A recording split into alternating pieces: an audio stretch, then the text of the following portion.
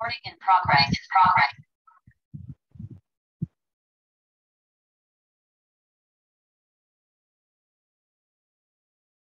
selamat siang Bapak Ibu sekalian.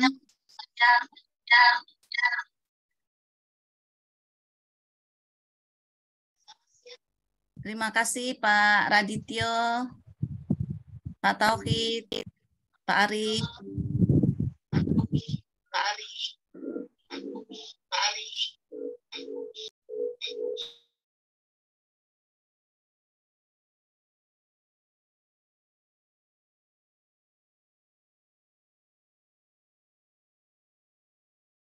Selamat siang Pak Eko.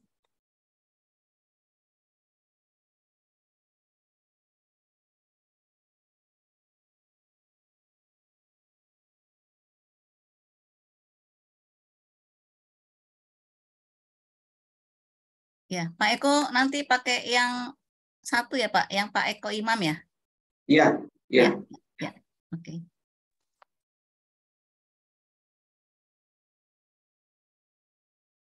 Siang ini ada berapa total Pak Miki, teman-teman kita yang akan join?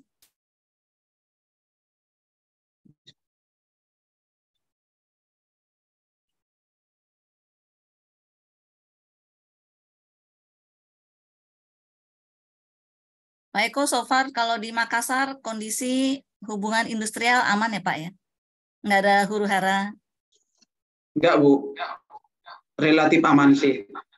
Ya. Cuman kan memang kategori perusahaannya beda, Bu. Jadi lebih banyak di bawah lah. Kecuali memang yang orientasi kayak prinsipal pabrik atau mungkin tambang. Oh, ya. Ya, beda. Di Makassar banyak tambang, manufacture nggak terlalu banyak ya Pak? Manufacture aja, tapi nggak banyak. Mungkin sekitar 12 lah. Kalau tambang banyak, cuman di luar Makassar. Oh, oke. Ya. Selebihnya finansial jasa ya? Betul. Betul. Ya, ya. Oke, selamat siang. Thank you Pak Muhammad Tovani, Pak Reveraldo. Thank you udah join.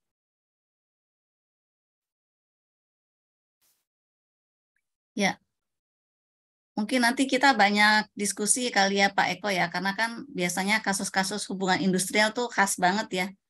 Ya, betul. Kadang ya beyond the theory ya.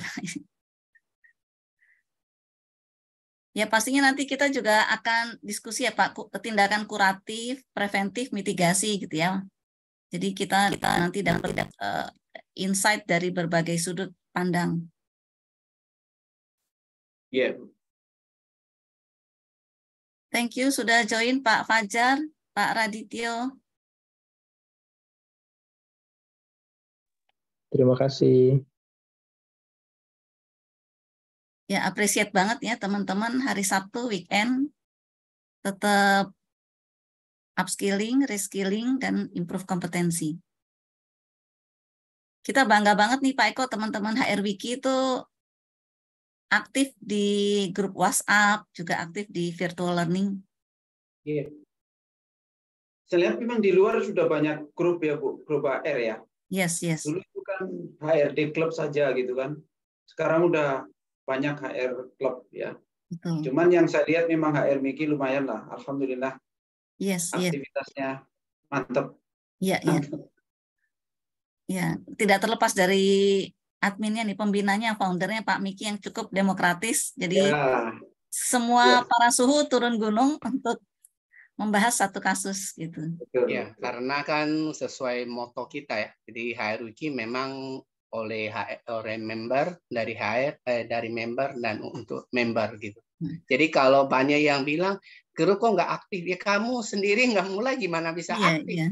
Dia selalu saya kasih tahu, mulai dari kamu aja, minimal tanya dulu ya. Dari pertanyaan ya nanti kan berarti ada yang jawab. Ada yang grup sehari pasti ada yang berapa hari baru ada aktivitas. Ya, gitu. Bagus juga Pak Miki kadang copy paste dari grup yang lain ke grup yang lain, jadi benar-benar. Ya, karena kadang-kadang ada yang ini nggak aktif kan. Jadi saya rasakan ini kan sharing ya, jadi semua member bisa dapat ilmunya, karena memang saya juga ikut berapa grup ya, jadi kadang-kadang pertanyaan banyak tapi nggak ada yang jawab gitu, jadi nggak ada faedahnya kayak gitu. Terus ada yang udah simpang siur jawabannya, jadi kadang-kadang orang mau ini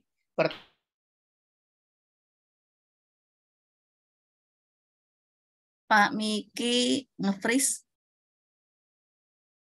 Kami nggak dengar suaranya, Pak. Kita bagi ya. Minimal penanyanya udah puas. Rata-rata mereka puas kok dengan jawaban para suhu.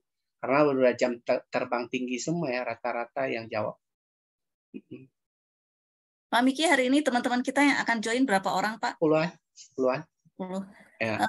Udah jam 1. Kita bisa mulai aja. Bisa mulai ya? Iya. Oke, selamat siang Bapak Ibu sekalian. Assalamualaikum warahmatullahi wabarakatuh. Waalaikumsalam warahmatullahi wabarakatuh.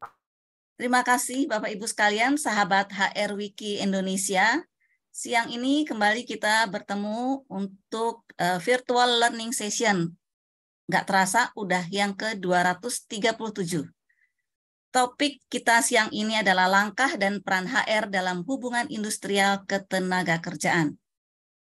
Siang ini izinkan saya, Suryani, akan mendampingi Bapak Ibu sekalian dalam virtual learning session ini yang akan dilaksanakan 2 jam ke depan. Izinkan saya menyampaikan informasi bahwa kegiatan ini akan dibagi dalam 2 bagian. Pertama adalah pemaparan materi sekitar 1 jam. Kemudian jam berikutnya adalah tanya jawab. Anda boleh menyampaikan pertanyaan di chat room atau raise your hand. Anda bisa on atau off video, mana yang nyaman bagi Anda. Sekarang saya sampaikan profil dari keynote speaker kita siang ini. Beruntung banget ya HR Wiki selalu mendapatkan keynote speaker yang handal. Beliau adalah Bapak Dr. Andes Eko Imam Satoto, Magister Manajemen. Beliau adalah CEO dan Direktur dari SA Consultant, sebuah perusahaan konsultan bisnis dan manajemen. Beliau juga CEO pada Berkah Syariah Indonesia atau owner dari Sentramat. Tanpa berpanjang lebar lagi, saya persilakan dengan hormat Bapak Eko Imam Satoto. Terima kasih. Silakan Pak.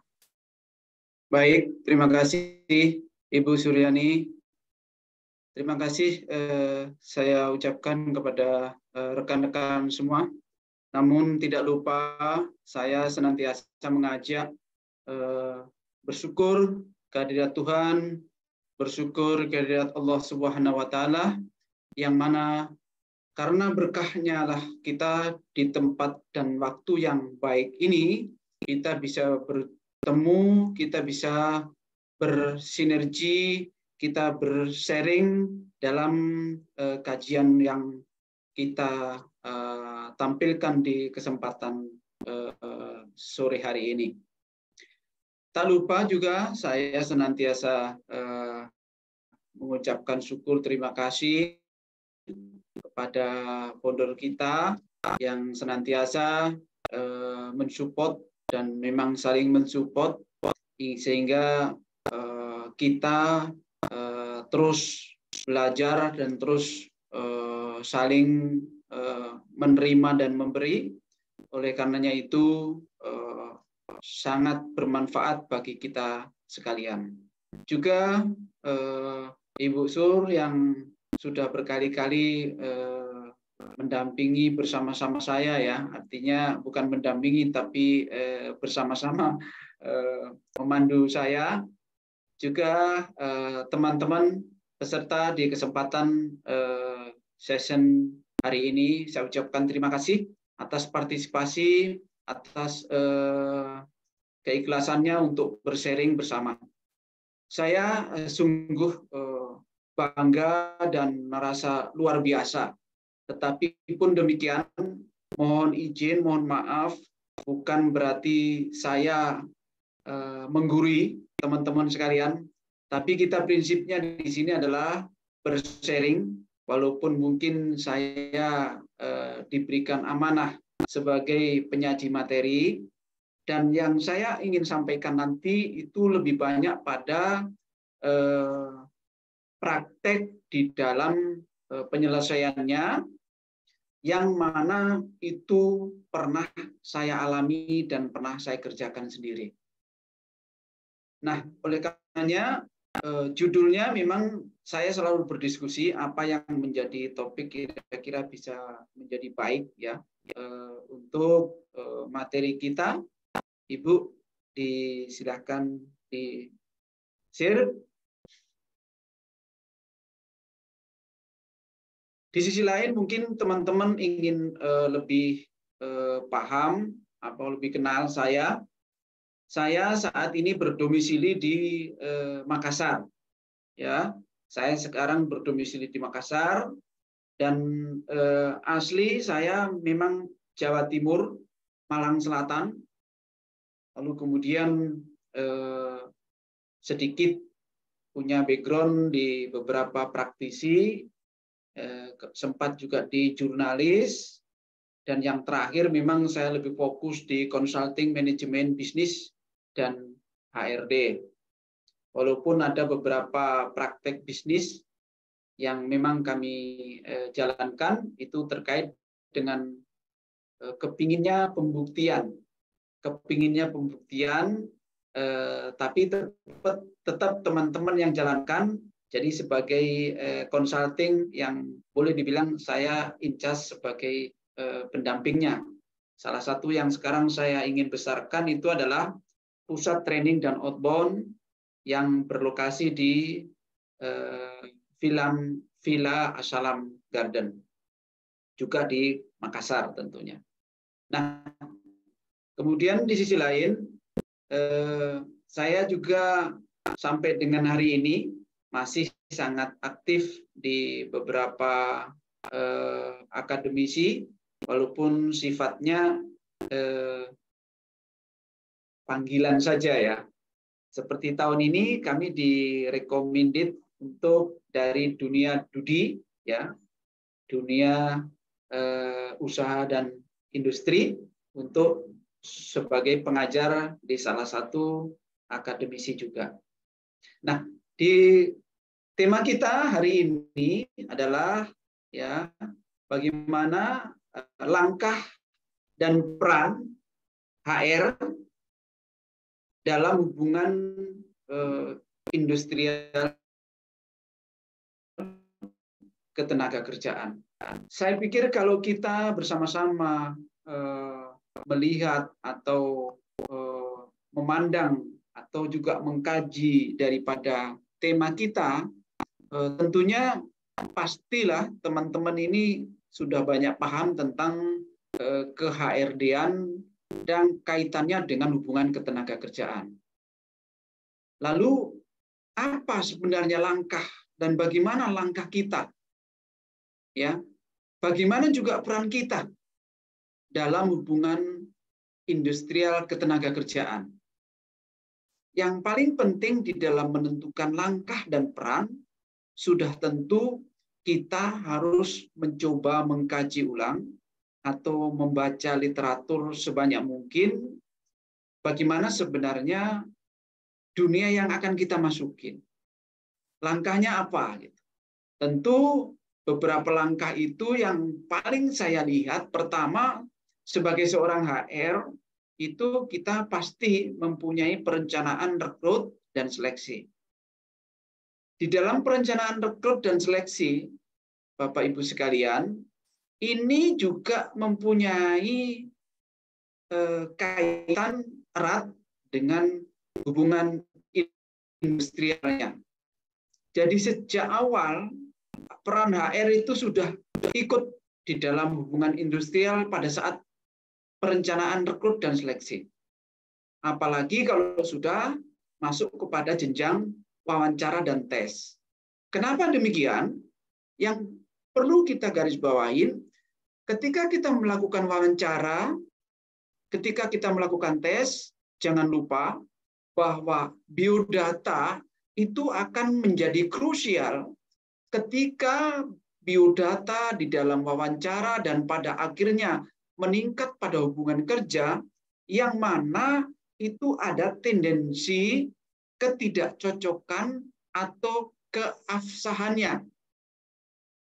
Jadi ketika tenaga kerja atau sumber daya manusia yang kita rekrut tadi ternyata mempunyai data di dalam wawancara yang tidak signifikan atau tidak ada kebenarannya atau ada kepalsuannya, maka itu sudah mengarah kepada kecenderungan hubungan industrial yang tidak objektif dan tidak harmonis. Oleh karenanya, ketika kita mewawancara, tentu kita harus sangat detail di dalam melihat potensi, ya, kemudian juga melihat hal-hal yang sifatnya cenderung ingin mengarah kepada yang tidak keharmonisan. Mengapa demikian? Karena banyak ketika kita lupa bahwa biodata calon sumber daya kita atau calon tenaga kerja kita ada referensi, ya, ada referensi, lalu tidak dikoneksi dengan referensinya, apalagi referensi itu hanya sekedar referensi, alhasil yang tadinya tenaga kerja ini punya banyak kasus dan tidak dikoneksi kembali. Nah, ini kasus yang sama akan terulang di dalam perusahaan yang baru. Oleh karenanya itu, tentu kita harus betul-betul menyeleksi berkas dengan fisik rekomendasinya. Yang kedua, langkahnya adalah sebagai seorang HR tentu setelah terjadi wawancara dan lulus, adanya pengikatan hubungan kerja. Di dalam pengikatan hubungan kerja, praktek bisnis dalam perusahaan memang selayaknya dan seharusnya berorientasi pada legalitas regulasi. Contoh, misalnya harus adanya PKWT atau kontrak. Namun demikian, dalam dunia praktek nyata, perusahaan tidak semua bisa melaksanakan seperti itu. Kadang-kadang dia melakukan training, magang, dan lain-lain menyesuaikan dengan kondisi perusahaannya. Apalagi tatanan perusahaan yang memang belum mempunyai kategori perusahaan yang standar normatifnya dijalankan. Ini sangat banyak sekali ternyata. Dan mungkin di Indonesia ini secara probabilitas angka akan mendapatkan angka lebih besar daripada yang belum melaksanakan standarisasi. Lebih-lebih lagi, ya, apalagi kalau dengan adanya Undang-Undang Cipta Kerja baru kita, ya, UP-nya adalah tenaga kerja, itu sangat banyak sekali yang belum melakukan standarisasi sesuai regulasi. Nah, ketika ini terjadi pengikatan hubungan kerja, sebenarnya pengalaman saya, sedikit saya ungkap di dalam pengalaman, saya pernah melakukan sidang ketenaga kerjaan hubungan industrial ini, ternyata saya negosiasi baik dengan pengacaranya, ya, lawan kita. Kebetulan saya bertindak sebagai wakil dari perusahaan yang mewakili dalam persidangan maupun dalam utusan perusahaan. Beliau menyampaikan bahwa ternyata undang-undang itu bisa digugurkan, ya, ini lucu juga ini buat saya. Tapi memang prakteknya ada, bisa digugurkan demi hukum. Artinya dibuatlah standar pada saat pengikatan hubungan kerja ini sudah diikat jatuh dulu. Maksudnya ada salah satu pernyataan yang menyampaikan bahwa jika terjadi hal-hal yang tidak diinginkan bersama atau tidak sesuai dengan peraturan perusahaan atau sebaliknya tidak sesuai dengan apa yang ia iakan, itu gugur dengan sendirinya. Dan itu dalam bentuk surat pernyataan. Sehingga ketika kita masuk kepada hubungan kerja jalan, tinggal dievaluasi saja, itu akan menggugurkan dengan sendirinya. Berbeda dengan PKWT. Kalau PKWT saya rasa Bapak Ibu sekalian sudah lebih paham, memang berdasarkan kontrak, ya, tentunya berapa waktu kita kontrak, lalu kemudian kalau selesai, kalau sekarang juga sudah harus kompensasi juga harus jalan, ya. tapi sangat banyak sekali di perusahaan-perusahaan nasional kita yang belum melakukan seperti itu. Ya, di ujung akhirnya tentunya mereka sepakat di dalam satu keharmonisan. Nah, yang paling penting buat kita sekalian adalah di dalam proses pengikatan hubungan kerja itu, ya, untuk amannya ini HR harus bisa membuat langkah bagaimana membangun hubungan keharmonisan tentunya. Nah, cerita tentang keharmonisan atau cerita tentang berkeadilan di dalam hubungan kerja ini memang sangat relatif sekali, ya. Bahkan ketika tenaga kerja memang membutuhkan tenaga kerja, pasti tenaga kerja ketika diwawancara dia akan menyampaikan saya menerima gaji sesuai dengan standar dari perusahaan. Ini juga salah satu kekuatan besar buat perusahaan bahwa dia bisa ngikat dengan hubungan kerja tanpa harus melakukan persyaratan pemenuhan normatif tenaga kerja. Terkait dengan hak normatif gaji dan kesehatan ataupun nanti purna kerja, ya, kesehatan pun itu juga tidak mengharuskan, tidak mewajibkan, ya, walaupun undang-undang menyampaikan kesehatan harus berlaku atau mengacu kepada BPJS, tetapi memang faktualnya banyak perusahaan yang tidak menggunakan itu, tetapi menggunakan fasilitas yang lebih baik. Apakah itu dikatakan melanggar? Ya, kalau ketentuannya kan tentunya menggunakan BPJS ketenagakerjaan, ya, dan BPJS kesehatan. Tapi di sisi lain ada juga secara kesehatan, ya, memperlakukan yang namanya asuransi dengan harapan mendapatkan fasilitas yang lebih baik lagi. Bahkan kalau prosentase gaji dipotong sebagian sekian persen dibayarkan sebagai BPJS, ada perusahaan-perusahaan nasional besar yang tenaga kerja tidak mau dipotong. Memang sudah mengisyaratkan seperti itu, artinya perusahaan tidak mau memotong atau tidak mau tenaga kerja dipotong. Jadi betul-betul gajinya tidak ada potongan untuk jaminan sosial dan kesehatannya, dan tenaga kerjanya tidak ada, tapi dibayarkan full oleh perusahaan. Ya, kalau semuanya perusahaan seperti itu, tentunya ya kita berharap akan seperti itu Indonesia, ya, akan seperti itu. Terkait juga dengan gaji, ya, gaji begitu juga karena gaji ini nanti terkait dengan THR. Bahkan di satu instansi saya pernah mendapatkan, kebetulan saya sebagai konsulting pendampingnya, THR yang seharusnya dibayarkan 1 bulan gaji itu bisa dibayarkan sampai 3 bulan gaji. Luar biasa. Tapi saya nggak tahu untuk saat ini karena saya sudah tidak lagi di perusahaan itu. Ya. Nah, bagaimana dengan hak normatif purna kerja? Nah, ketika kita berbicara hak normatif purna kerja, HR berperan memberikan solusi terbaik ketika purna kerjanya. Bahkan ketika purna kerja, HR boleh saja, ya, memberikan satu usulan atau pengajuan karena skillnya seseorang, karena skillnya dan karena dia. Nah, ini juga akan menjadi hal yang kompleks, ya, di dalam hubungan industrialnya. Lalu dia masuk kategori tenaga kerja yang seperti apa? Ya, kalau yang sekarang tentu gampang saja kita kategorikan sebagai tenaga kerja outsourcing tentunya. Kalau di perusahaan itu ada outsourcingnya, gitu.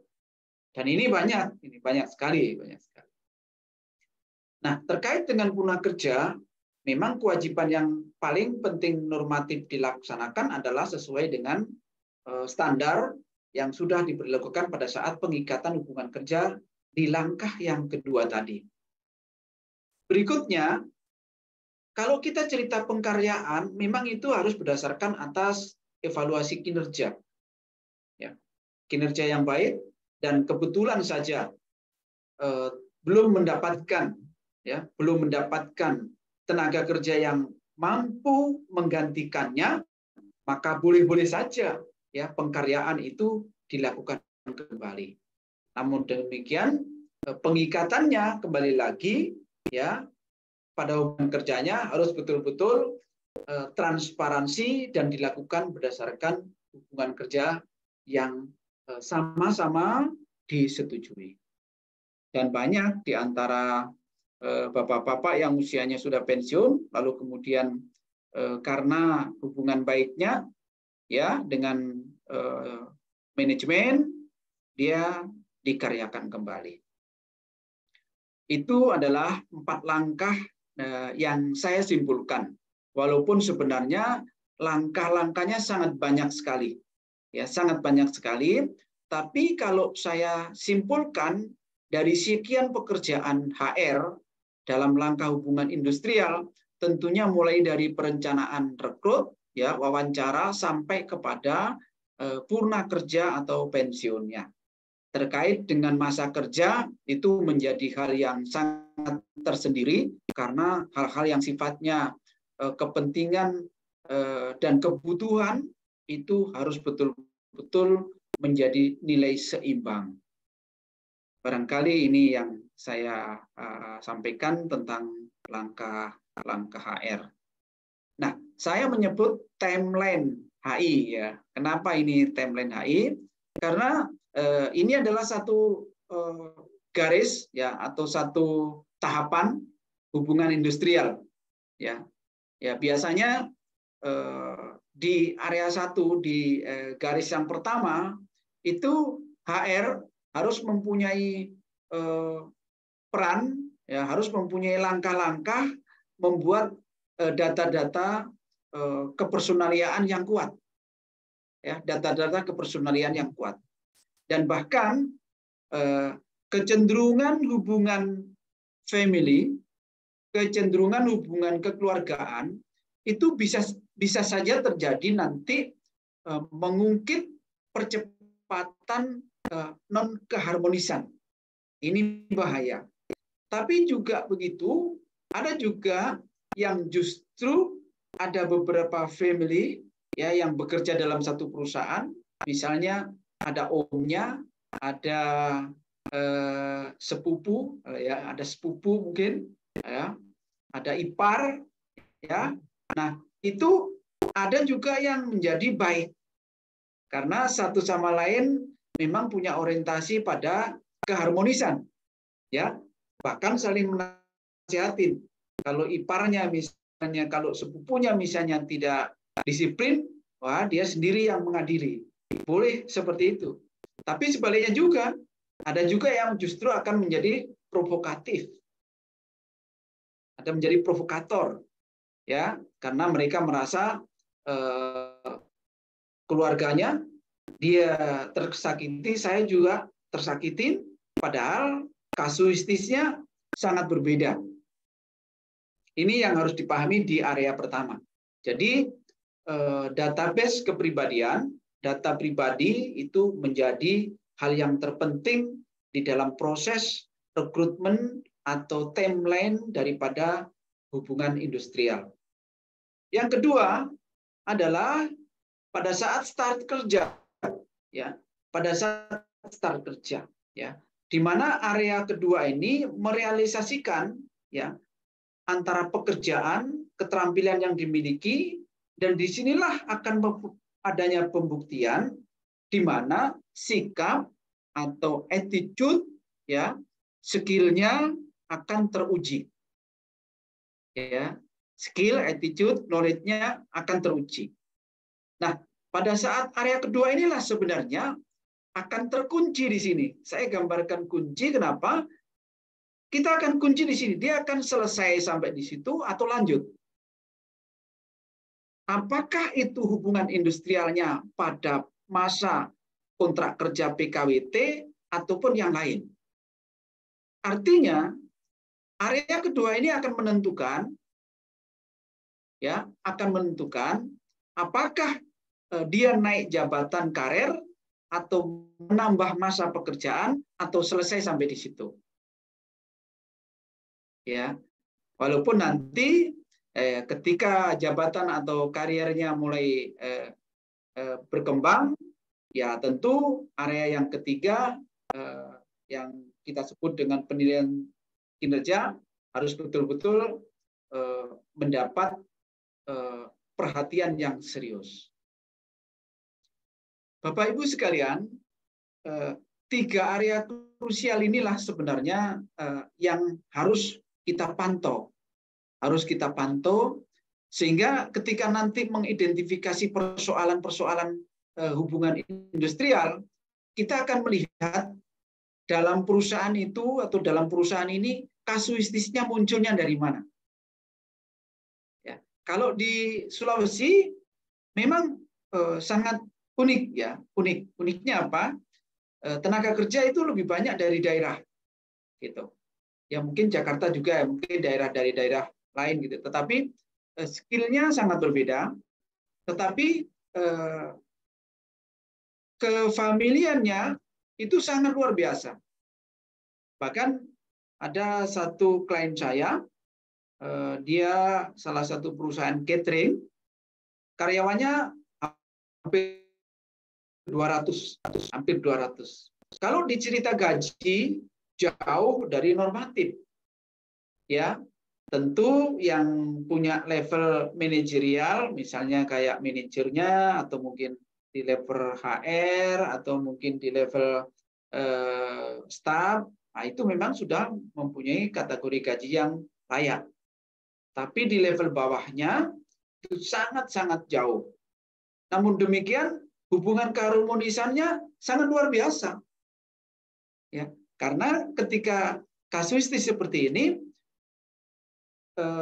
terakhir saya mendapatkan informasi ya dengan kasus pandemi itu mereka tutup beberapa cabang gitu. Mereka tutup beberapa cabang. Tapi justru tenaga kerjanya ya aman-aman aja.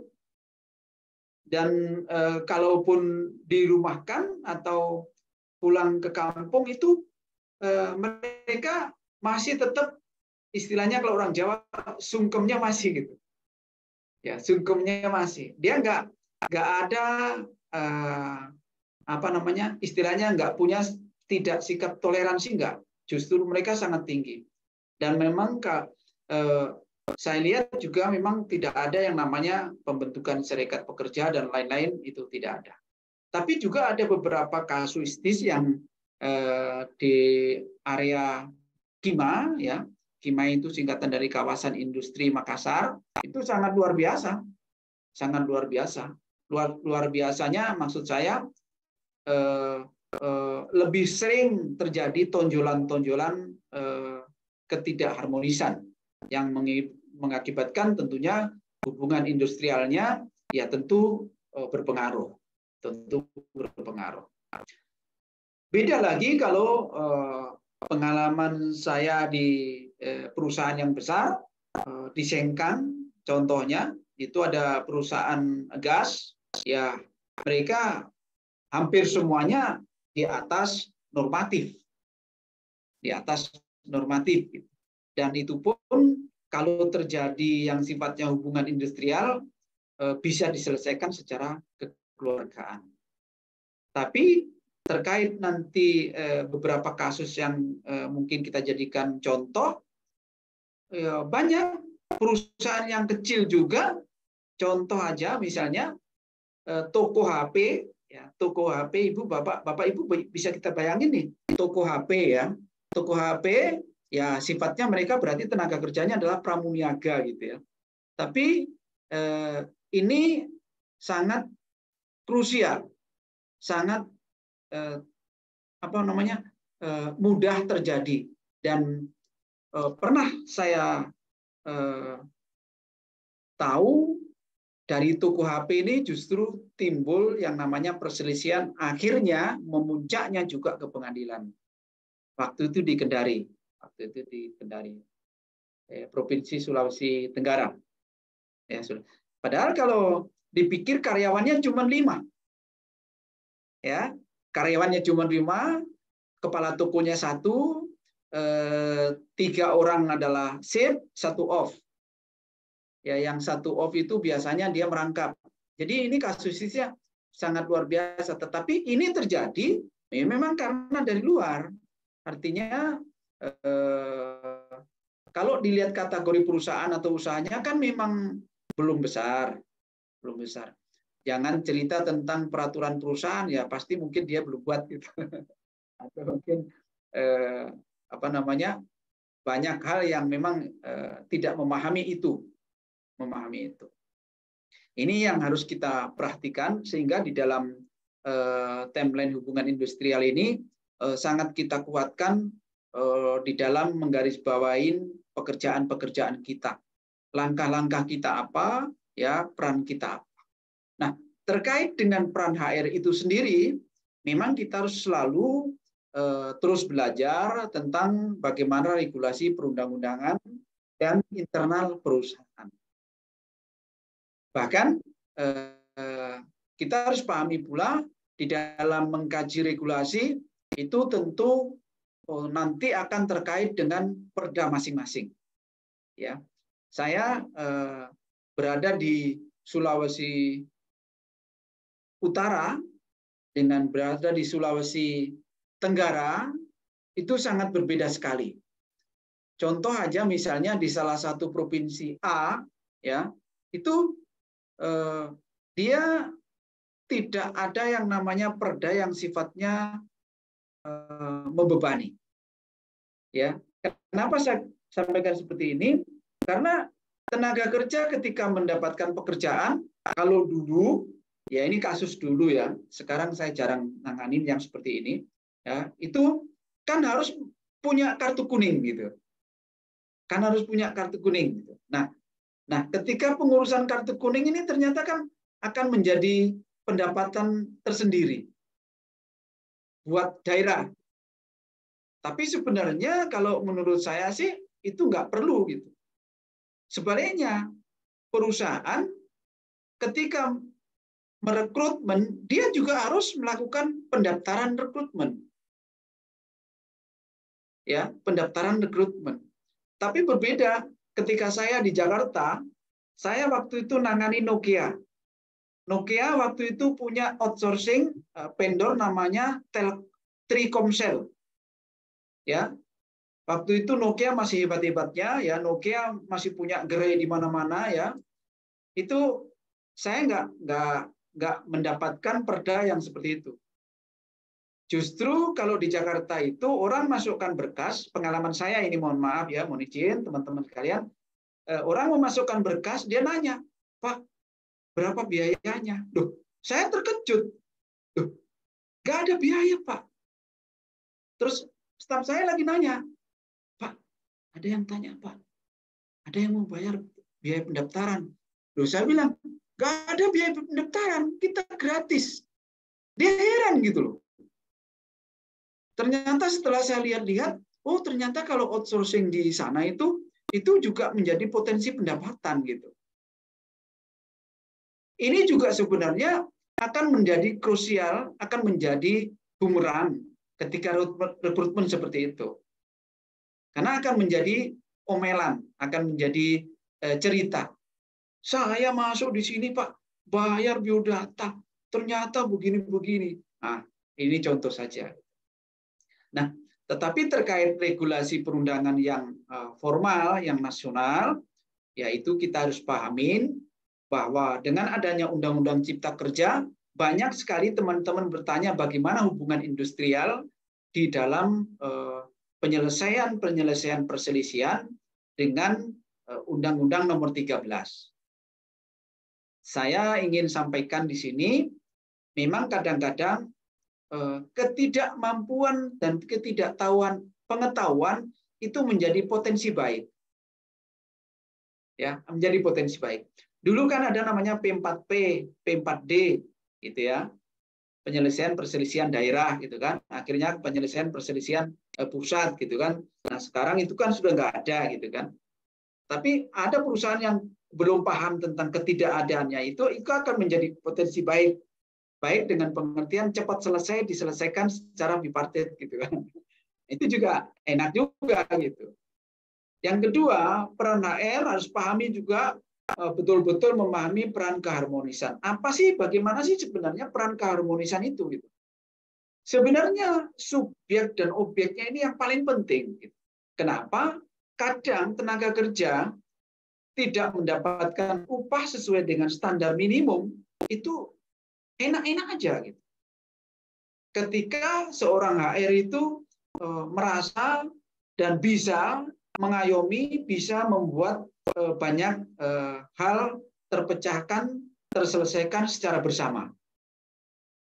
Akhirnya komunikasi berjalan dengan baik dan tidak akan terjadi atau mengurangi yang namanya risiko-risiko perselisihan.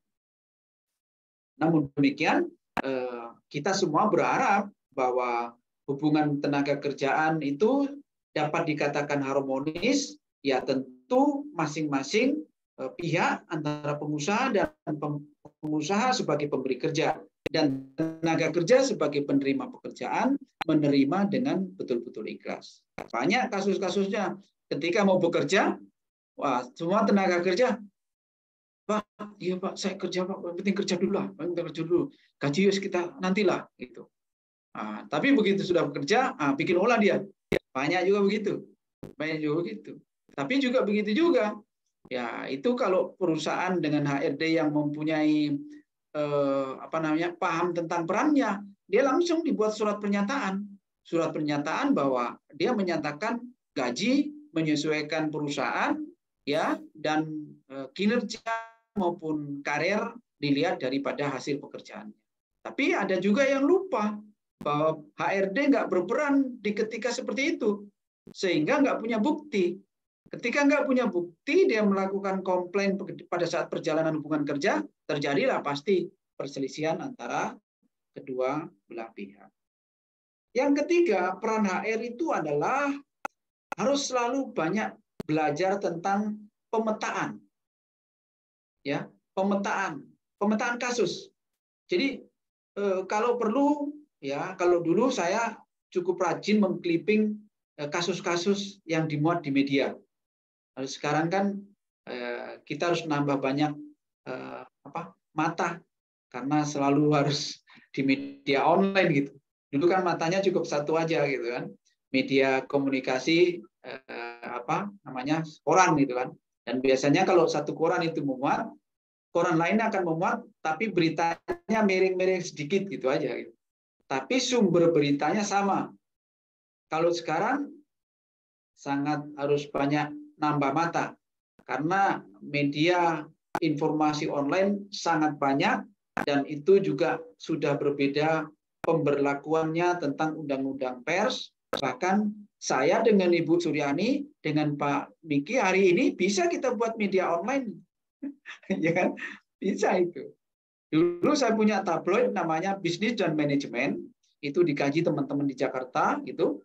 Ya, itu sampai kita mendapatkan yang namanya surat izin dari Dewan Pers. Ya, sekarang Dewan Pers juga masih tetap ada, tapi kebebasan pers sudah sangat luar biasa dengan adanya komunikasi. Bahkan ya sedikit-sedikit kita main viral, sedikit-sedikit main macam-macam gitu ya, sangat berbeda sekali. Nah, pemetaan kasus per kasus ini menjadi pembelajaran buat kita semua. Kasus itu datangnya dari mana gitu.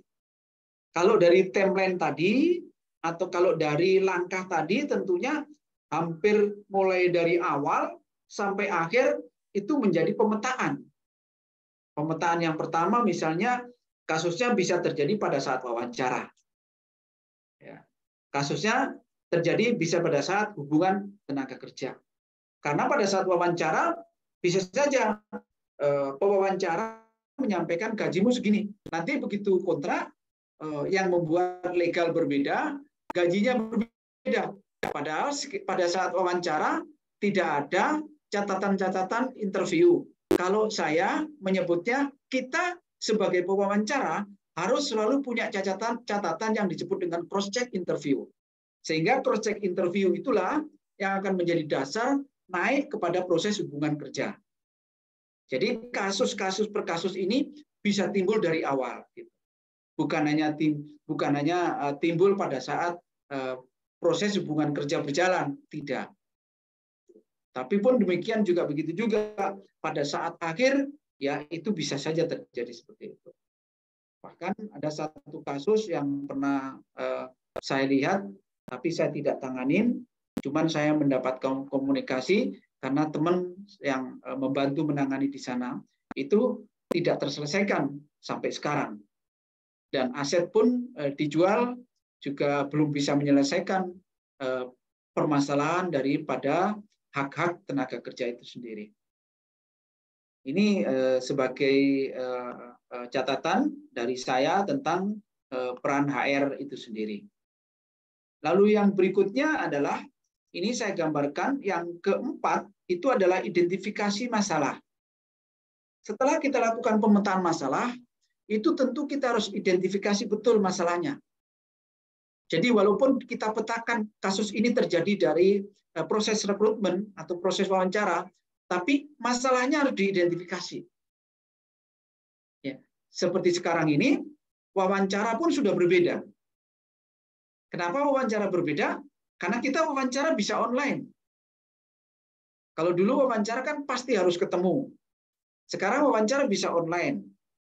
Ya. Lalu kemudian identifikasi masalah ini akan menjadi tolak ukur kita pembelajaran yang kedua setelah adanya pemetaan kasus.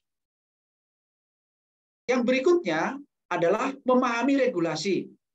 Ya, regulasi ini paham bukan berarti hafal gitu. Ya, syukur-syukur kalau kita hafal dan kita paham. Ya, karena nanti di saat melakukan persidangan, kalau kasus itu pada sampai persidangan, regulasi menjadi dasar pokoknya gitu. Regulasi menjadi dasar pokoknya.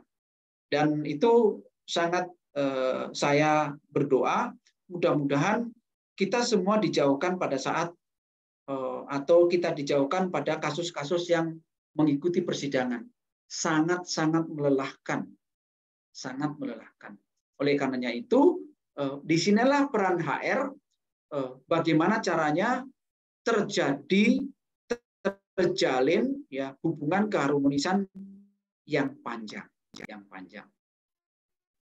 Yang keenam ini tentu ya kita harus pahami bersama bahwa di dalam penyelesaian perselisihan itu tinggal kita pilih saja, atau perselisihan itu dengan kekeluargaan ya, dengan damai.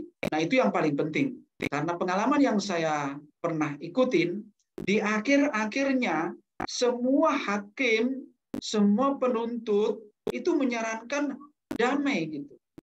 Menyarankan damai. Karena ya memang ini kan perdata sifatnya gitu kan. Antara hubungan kerja finansial ini sifatnya lebih banyak perdata. Walaupun perdata itu bisa saja menjadi pidana, bisa. Inilah yang harus kita pahami di dalam peran HR yang mempunyai 7 peran yang saya simpulkan di dalam materi di kesempatan kali ini. Ibu Bapak sekalian, tidak mengurangi juga rasa hormat kepada teman-teman sekalian. Pasti Bapak Ibu sekalian juga punya banyak kesimpulan lain tentang peran HR. Tetapi yang paling penting buat kita adalah pembelajarannya bisa saja menjadi lebih kompleks, pembelajarannya bisa menjadi lebih besar buat kita semua. Berikutnya adalah mencoba membuat garis ya hubungan strategi perusahaan dengan strategi manajemen SDM. Ini juga kenyataannya banyak sekali bertentangan antara seorang HR, seorang personalia dengan perusahaan. Dan bahkan peran HR menjadi hilang. Peran HR menjadi hilang. Ketika perusahaan punya visi yang sama, punya misi yang berbeda dengan HR. Akhirnya apa? Fungsi HR tidak berfungsi. HR hanya sebagai karyawan biasa yang dia berjalan sesuai dengan instruksi pimpinan atau instruksi manajemen. Ini yang salah menurut saya. Karena seorang HR harus punya prinsip. Prinsip pertama tentunya berdasarkan regulasi, dan prinsip yang kedua adalah bagaimana menata keharmonisan hubungan antara pengusaha dan pekerja itu sendiri. Nah, di sini antara strategi perusahaan ya dengan misi perusahaan itu harus kita buat sebuah analisis yang sifatnya eksternal dan internal. Tentu itu juga menjadi hal yang penting ya. Lalu kemudian juga strategi fungsional yang lain itu terkait dengan hal-hal yang sifatnya politis ya. Itu juga terjadi.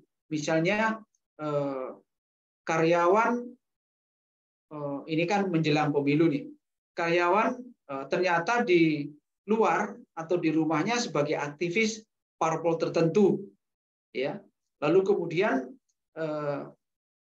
dia berfungsi yang berbeda. Tidak menjalankan fungsinya sebagai HR, tapi berfungsi sebagai rekrutmen partai di dalam perusahaan itu. Ini juga berbahaya. Ini juga berbahaya. Apalagi ke depan ini banyak sekali kegiatan-kegiatan yang sifatnya politis, ya, sifatnya politis. Nah, inilah yang harus kita pahami bahwa membuat hubungan strategi perusahaan dengan strategi manajemen SDM atau fungsi HR itu harus betul-betul berfungsi sebagai seorang mediator yang baik. Mediator yang baik bagaimana? Ya tentu menguntungkan tenaga kerja, menguntungkan perusahaan, atau sebaliknya meminimalisir kerugian di antara keduanya. Kalau mau dibilang harmonis dan adil, itu memang sangat luar biasa jauhnya. Tapi namanya kebutuhan dan keinginan, tuntutan ataupun kemampuan itu harus disesuaikan. Sehingga disitulah fungsi HR akan betul-betul menjadi mediator, menjadi mediasi kebaikan. Saya pernah bilang di acara virtual kita, di grup kita, bahwa seorang HR itu bisa jadi masuk surga yang pertama. Kenapa saya bilang begitu? Ya karena HR selalu memberikan nasihat. Nasihatnya nggak akan jelek. Yang tidak disiplin bagaimana menjadi disiplin. Itu sudah pasti. Makanya saya suka itu di HR karena kita selalu seperti Pak Pendeta, seperti Pak Ustadz memberikan nasihat kan gitu kan.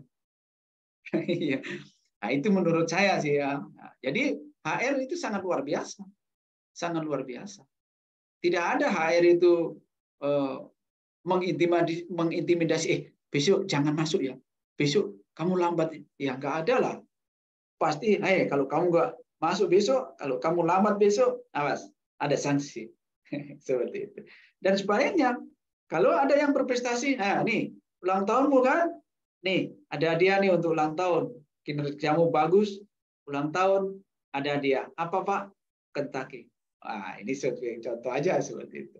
Ya, baik untuk berikutnya, Ibu di slide berikutnya kita mengingat kembali ya bahwa definisi hubungan dalam keharmonisan ini menurut para ahli seperti ini.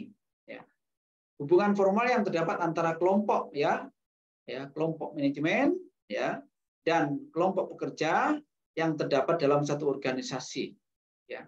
Lalu juga hubungan industrial memberikan arti adalah suatu sistem ya hubungan antara pelaku dan dalam proses produksi ya di mana terjadi unsur-unsur adanya pengusaha, adanya buruh ya yang berdasarkan nilai-nilai Pancasila. Nah, ini secara definisi teori ya dan memang kita harus punya dasar pilihan teori mana yang kita harus cocokkan seperti itu. Berikutnya kita juga akan melihat,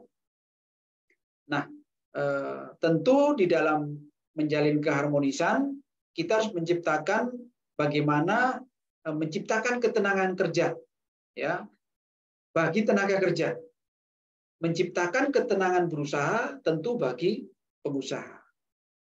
Iklim menjadi kondusif, ya, produksi juga menjadi produktif, gitu ya. Usaha menjadi berkembang, ya, kesejahteraan di antara keduanya menjadi terlaksana. Sekali lagi, kalau kita cerita tentang kesejahteraan, masing-masing punya nilai. Sama seperti penentuan berapa UMP naik prosentasinya, ya, yang biasanya diukur dengan kelayakan hidup, ya, KLH, ya, kelayakan hidup, ya.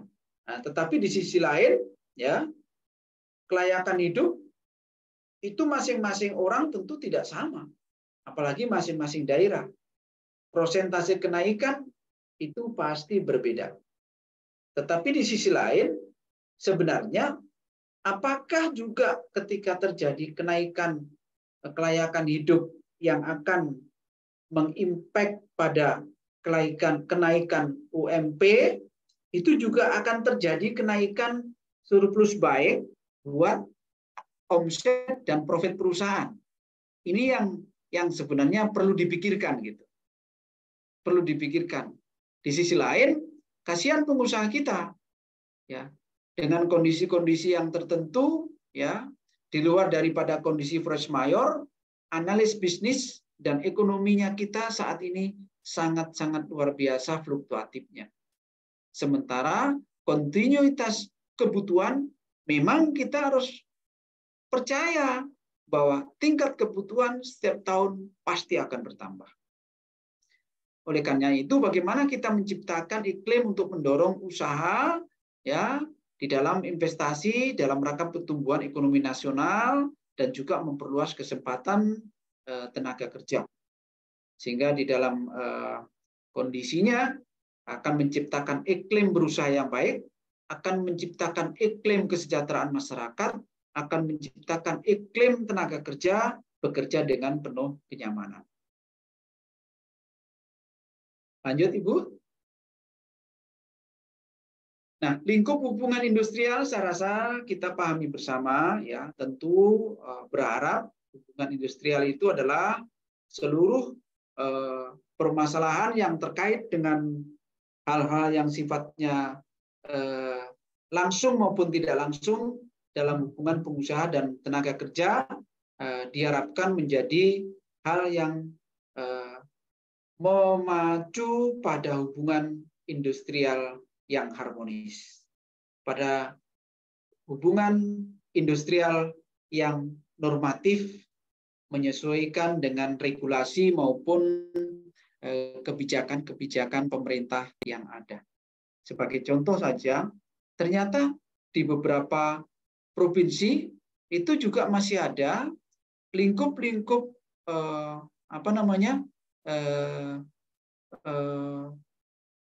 upah minimum provinsi yang murah, gitu, yang murah. Yang saya dengar ada beberapa provinsi seperti Jawa Tengah, ya, atau Jawa mana itu masih sangat mudah untuk dimasuki investor pengusaha baru karena UMP-nya masih sangat mudah, gitu, mudah. Lanjut, Ibu. Nah, berikutnya ini adalah contoh, ya, contoh skema yang banyak teman-teman pakai, gitu ya. Ini adalah skema penyelesaian perselisihan perburuan, ya. Kalau saat ini kan memang langsung terjadinya itu ada di Pengadilan Perselisihan Perburuan atau di HI, gitu ya. Tetapi ini biasanya menunjuk kepada pengadilan tertentu, wilayah tertentu yang memang sudah dapat melaksanakan persidangan kasus ini, ya, terkait dengan mediator, terkait dengan konsiliator, penyelesaian bipartit, itu biasanya memang tergantung dari pilihan HR, tergantung dari pilihan HR, dan tergantung pula dari kebijakan atau keputusan manajemen, kebijakan atau keputusan daripada owner. Itu juga sangat mempengaruhi bagaimana skema penyelesaian perselisihan itu akan dilaksanakan, akan ditempuh. Itu. Tetapi yang jelas, ya kita sangat berharap kasus-kasus itu bisa terjadi tanpa harus melelahkan. Kenapa harus melelahkan? Karena ketika sudah masuk di ranahnya persidangan, mohon maaf, banyak terjadi dan hampir semua ketika sudah terjadwalkan hari ini sidang, jam ini, itu banyak terjadi kemoloran. Itu sangat melelahkan sekali, teman-teman. Sangat melelahkan sekali. Ya, dan buat kita ini tidak dimungkinkan gitu. Tapi tentu juga ada yang memungkinkan karena secara psikologis itu akan melelahkan, ya, akan menjatuhkan mental daripada masing-masing yang berkonflik. Itu juga ada yang justru itu menyenangkan gitu, menyenangkan. Tapi kalau saya secara pribadi ya berharap tidak terjadi penyelesaian yang terlalu jauh, terlalu berlama-lama dan lain sebagainya. Itu mungkin yang harus kita pahami di dalam skema penyelesaian perselisihan perburuan itu. Dilanjut, Bu. Nah, untuk bentuk-bentuk perselisihan, yang pertama memang ya ini biasanya terjadinya kasuistisnya adalah di hak, di mana perselisihan timbul ini tidak terpenuhinya hak. Lagi-lagi kadang-kadang kita lupa antara hak dan kewajiban. Ya, kewajibannya dikebelakangkan, ya, karena mereka memandang bahwa kewajibannya udah dilaksanakan. Ya, itu sudah pasti seperti itu. Kemudian ya terjadinya penafsiran atau persepsi yang berbeda terhadap perundang-undangan yang ada, ya. Kemudian yang kedua, kalau ada terjadi kepentingan yang berbeda, ini memang sangat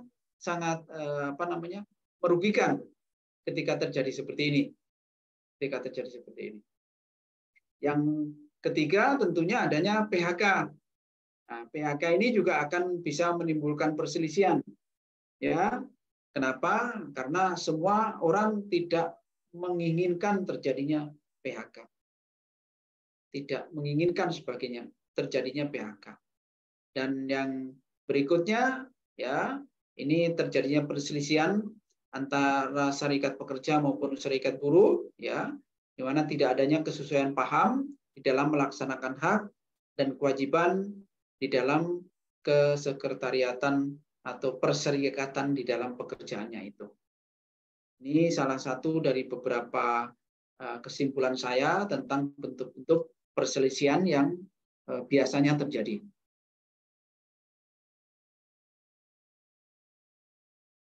Nah, kita mengingat kembali ya bahwa perselisihan hubungan industri itu adalah perbedaan pendapat. Jadi setiap perbedaan pendapat itu bisa mengakibatkan pertentangan gitu. Nah, padahal semua orang boleh berpendapat. Iya kan? Oleh karenanya itu semuanya itu harus diatur di dalam penyelesaian hubungan industrial. Di dalam berpendapat pun ya tentu harus mengikuti etika-etika yang kita tuntut menjadi pematuhan terhadap normatif yang ada. Ya, sebagai contoh aja misalnya perbedaannya pendapat antara pengusaha dan pekerja ketika akan melakukan rolling pekerjaan. Ya, kalau rolling pekerjaan itu kan pasti hak prerogatifnya ada di perusahaan. Tapi selayaknya HR punya peran di sini gitu. HR punya peran di sini ketika rolling. Ya, karena bisa jadi terjadi stres pekerjaan pada tenaga kerja yang kita rolling. Alhasil atau impact-nya adalah ketidaknormalan di dalam suasana kerja. Ini akan banyak timbul berpengaruh kepada sektor yang lain. Ini juga harus betul-betul dipahami di dalam mengolah sumber daya manusia kita di perusahaan.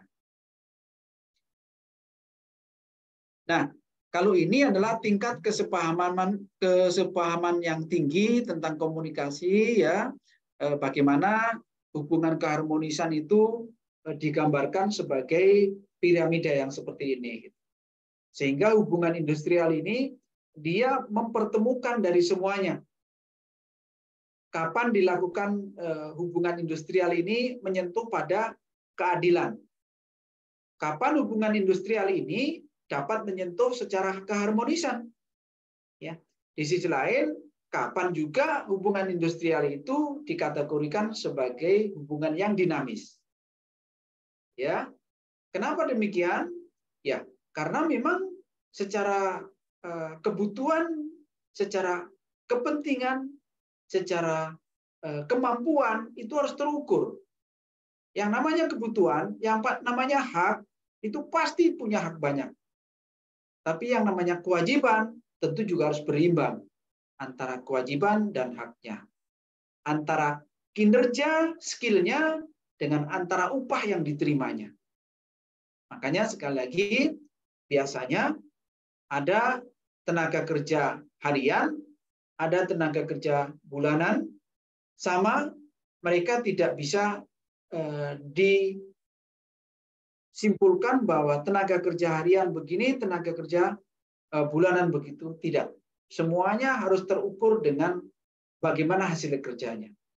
Bahkan ketika tenaga kerja harian lepas, itu biasanya pasti orientasinya dua. Kalau tidak diawasin, ya dia ingin panjang harinya.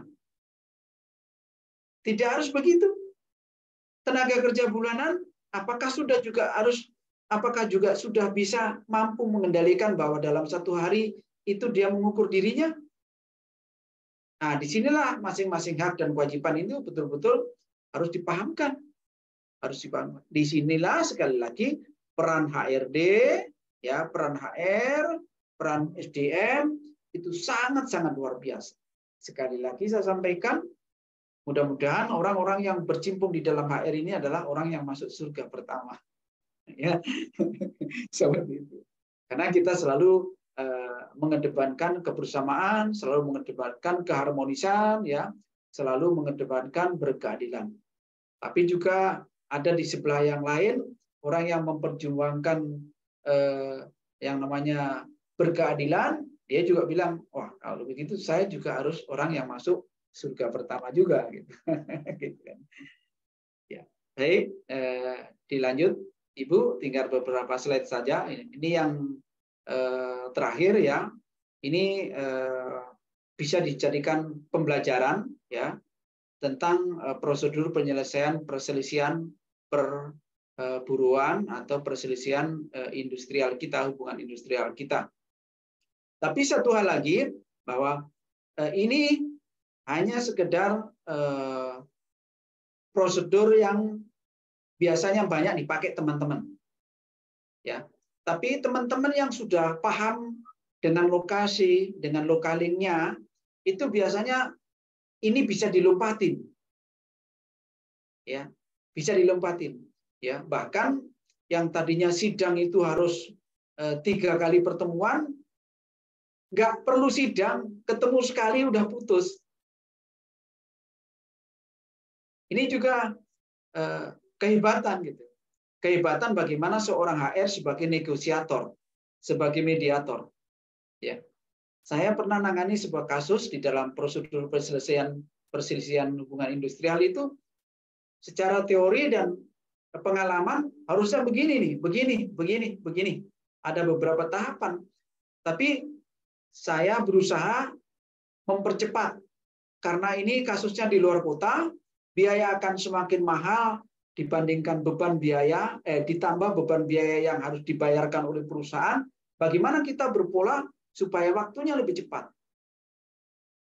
Bayangkan kalau misalnya kita nangani kasus perusahaannya di luar jauh gitu ya, lalu kemudian biaya juga besar, ya, penginapan mahal, transportasi mahal, ya, waktunya lama, ya. Misalnya kasus-kasus misalnya yang pernah saya ikutin itu di sebuah pertambangan gitu ya, luar biasa itu juga. Sehingga kita bagaimana kita berperan sebagai negosiator menyelesaikan dengan cepat. Pada akhirnya ketika pendekatan kita lakukan berbagai arah ketenaga kerjaan sendiri, maksudnya ketenaga kerja, maupun pendekatan langsung kepada orang yang sudah diwakilkan oleh tenaga kerja, itu dua-dua. Karena kadang-kadang di kasus itu orang yang dikuasakan oleh tenaga kerja atau oleh sumber daya manusia yang kita pekerjakan lalu timbul perselisihan, itu tidak sama. Tidak sama. Maksudnya tenaga kerja itu sebenarnya tidak mau bertele-tele. Cepat selesai, cepat dibayar, selesai. Tapi di sisi lain, ada negosiasi pemanfaatan kepentingan, ya itu akan menjadi panjang. Tenaga kerja Pak nggak mau bertele-tele. Ya, saya pernah nangani kasus ya, eksportir rotan, ya.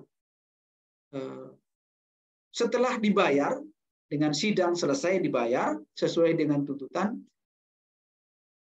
mungkin saya pernah cerita ini, beberapa keluarganya justru nyari saya. Saya sendiri ya bingung. Keluarga saya juga takut gitu, karena ini kan dari pihak lawan. Ternyata dia datang itu membawa uang pesangonnya itu. Dia bilang, Pak ini saya titip mau dikembaliin lagi. Kami keluarga ingin dia masuk kerja lagi. Kenapa ikut? Pak, kami hanya diajak, Pak, kami nggak ngerti. Nah, ini hal-hal yang sangat luar biasa sebenarnya di dalam tatanan tadi. Kita harus mengklasifikasikan, kita harus membuat pemetaan kasuistisnya seperti apa. Jadi kesimpulannya, di dalam prosedur penyelesaian perselisihan ini, sedapat mungkin peran HR bisa berperan sebagai negosiator, bisa melakukan percepatan dan efisiensi maupun efektivitas di dalam budgeting maupun waktu. Ya, namun demikian sekali lagi tentu ini adalah pembelajaran, bukan berarti belajar bertinju lalu kemudian kita harus ikut pertandingan tinju, kan tidak juga. Tapi kita memahami gitu. Sama juga kita belajar ini kan bukan berarti kita mempersiapkan kita ikut persidangan, kan tidak kan? Kita tidak berharap itu gitu. Tapi paling tidak kita paham dan mengerti ketika terjadi seperti itu, ya kita sudah bisa menangani. Tidak terlalu salah atau paling tidak meminimalisir kebodohan kita. Sebagai contoh misalnya yang biasa bagus kita contoh adalah salah satu moto-moto bapak-bapak TNI kita itu istilahnya dia lebih baik mandi keringat dibandingkan dengan mandi darah di medan tempur. Jadi latihannya harus banyak, walaupun nanti di dalam pertempurannya tidak sesengit itu. Berlatih tinju begitu juga, ya. Yang mau berlatih tinju itu berlatihnya bisa sampai 22 ronde, walaupun nanti dalam pertandingan tinju cuma 12 ronde, sehingga kita lebih kuat. Itulah harapan-harapan kami menampilkan materi ini dengan harapan untuk pembelajaran kita semua, agar kiranya kita bisa mampu, bisa berfungsi, bisa membuat langkah-langkah, bisa menciptakan peran HR sebagai orang yang menjadi negosiator dan menciptakan suasana keharmonisan yang diinginkan semua pihak. Terima kasih, Ibu, Bapak. Ini presentasi yang saya sampaikan. Kurang dan lebihnya saya kembalikan kepada Ibu Suryani. Ya, terima kasih Pak Eko atas pemaparan materinya. Ya, jadi tadi yang saya ingat banget ya Pak, alhamdulillah di HR masuk surga pertama ya Pak ya. Karena banyak doa dan banyak perbuatan baik ya. Betul. Opportunity kita untuk melakukan banyak hal-hal baik. Ya, Bapak Ibu sekalian, silakan untuk yang mau bertanya atau mau sharing boleh juga ya Pak ya. Kalau ada kasus-kasus di Ya. tempat Anda masing-masing bisa kita diskusikan bersama. Mungkin dari Pak Fajar, Pak Siswanto, Bu Vidya atau Bu Vindia, silakan. Atau Pak Reveraldo atau Pak Raditya, monggo kalau ingin sharing kasus-kasus atau fenomena atau isu di perusahaan masing-masing atau juga mau bertanya. Terus sambil menunggu teman-teman kita rise up dan juga unmute, Pak Eko, kalau soal bipartit itu sebetulnya di sebuah perusahaan wajib nggak sih Pak punya bipartit gitu ya? Wajib dengan tidak wajib itu bukan menjadi satu moto sebenarnya. Tetapi yang paling penting bagaimana kita bisa mensiasati semua. Tapi kalau terjadinya sudah masuk perselisihan, itu sudah harus ada itu. Karena ya itulah salah satu tahapan menyelesaikan perselisihan, Ibu. Itu salah satu tahapan ya. Jadi kalau hubungan HR dengan serikat karyawan tuh idealnya kayak gimana tuh Pak? Harus di-maintain seperti apa supaya harmonis, jangan sampai pas ada masalah jadinya ada huru-hara gitu ya. Ya. Ini ada dua hal pengalaman ya. Yang pertama, ada perusahaan yang besar, dia juga ada serikat, tapi serikat ini mewakili serikat ini memang sudah ditunjuk oleh perusahaan untuk mewakili serikat. Oh, oke. Dominan ya. Ya. Jadi ketika menandatanganin surat perjanjian kerja bersama maupun peraturan perusahaan, mereka sudah dibuat sedemikian rupa. Tapi ada juga memang betul-betul dia tidak dari unsur internal tanda kutip ya, betul-betul dia view dari calon tenaga kerja, lalu pemilihannya juga dari tenaga kerja. Nah, maka yang ini yang betul-betul harus kita yang seperti Ibu tanyakan tadi, bagaimana kita maintenance ini gitu. Nah, teknik maintenance itu sebenarnya bisa kita lakukan dengan cara-cara di luar formal. Seperti contoh misalnya ya, ketika saya di sebuah perusahaan retail, itu hampir semua kegiatan potensi yang menjadi hobinya teman-teman itu tersalurkan. Ada yang main futsal bareng, ada yang bulu tangkis bareng, ya, ada yang mancing bareng. Itu juga salah satu bentuk maintenance yang tidak terlihat. Itu salah satu bentuk maintenance yang tidak terlihat. Sehingga ketika terjadi hal-hal yang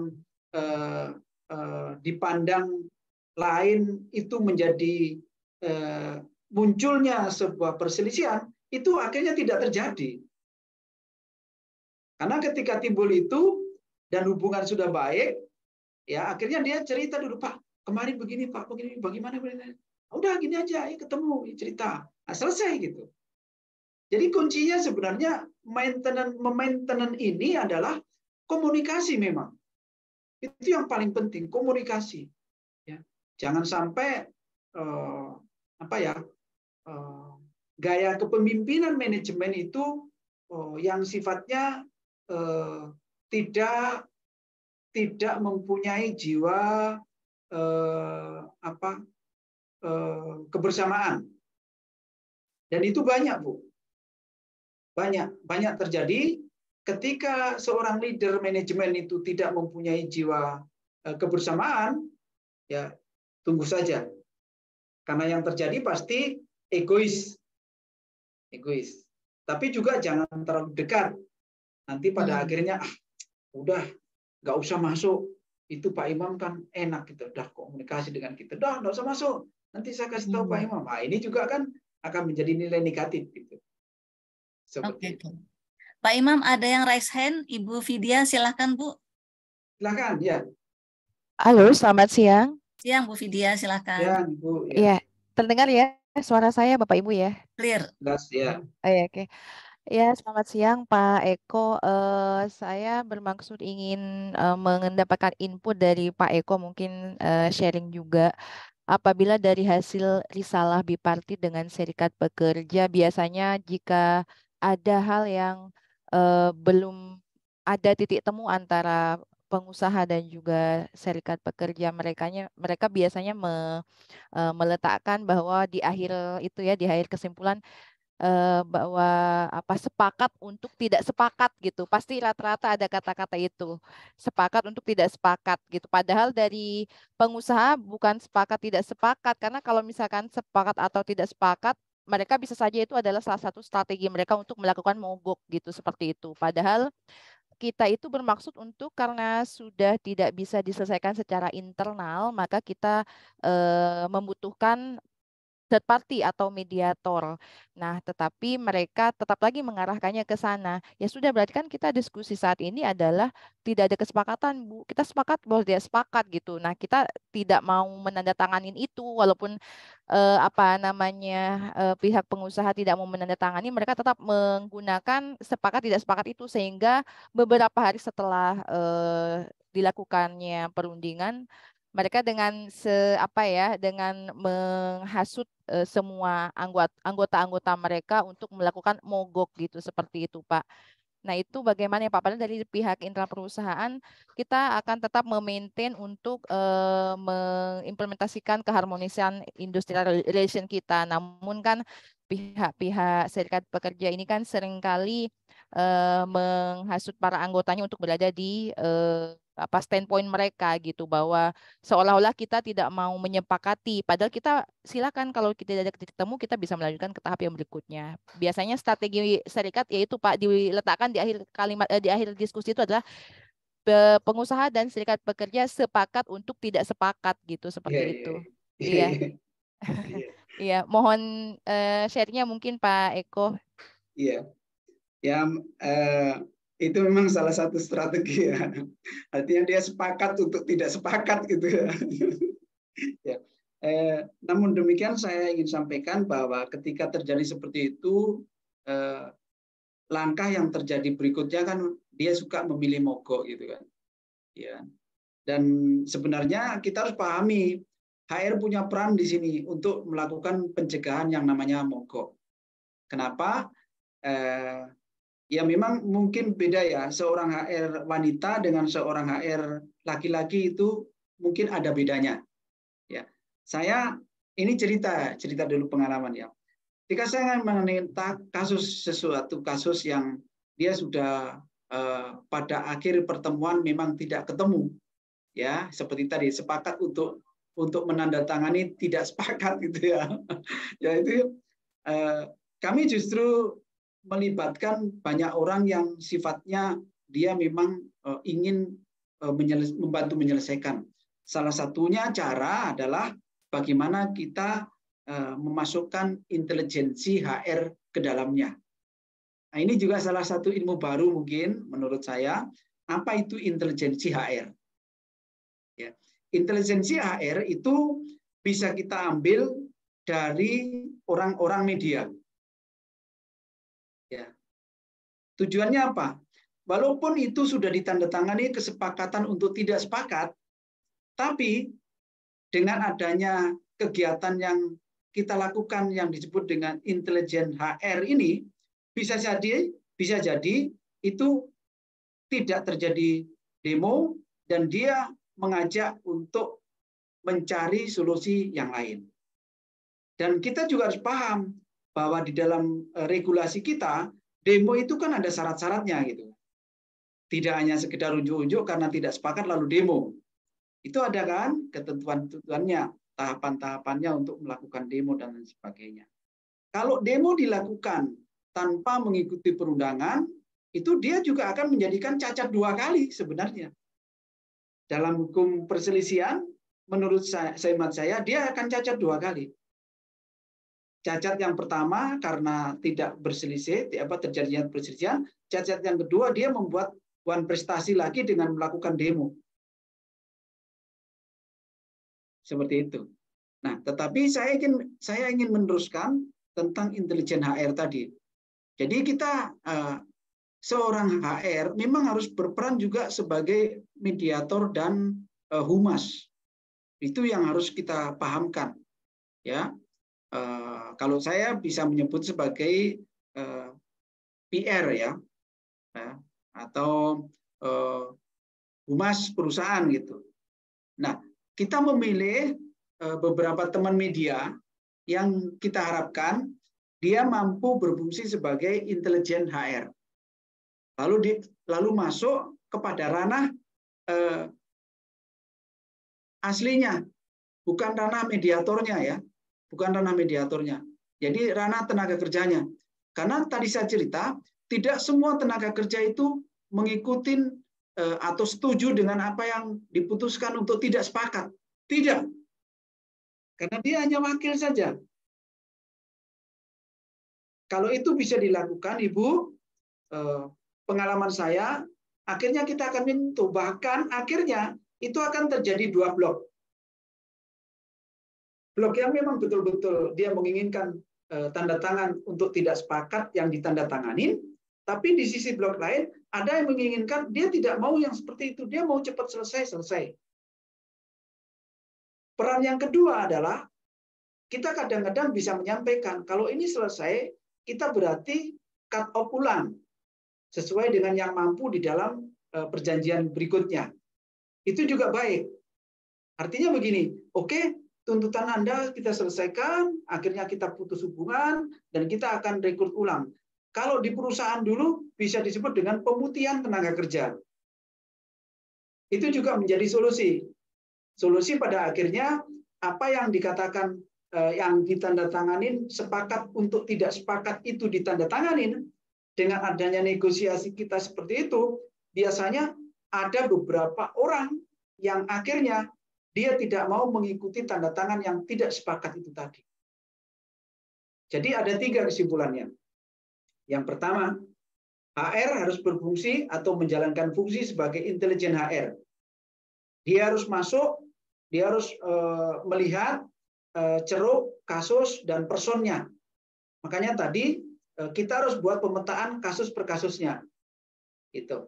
Yang kedua, kita dapat melakukan solusi dengan cara cut off selesaikan ya sesuai dengan permintaannya ya. Lalu kemudian kita akan lakukan review rekrutmen ulang.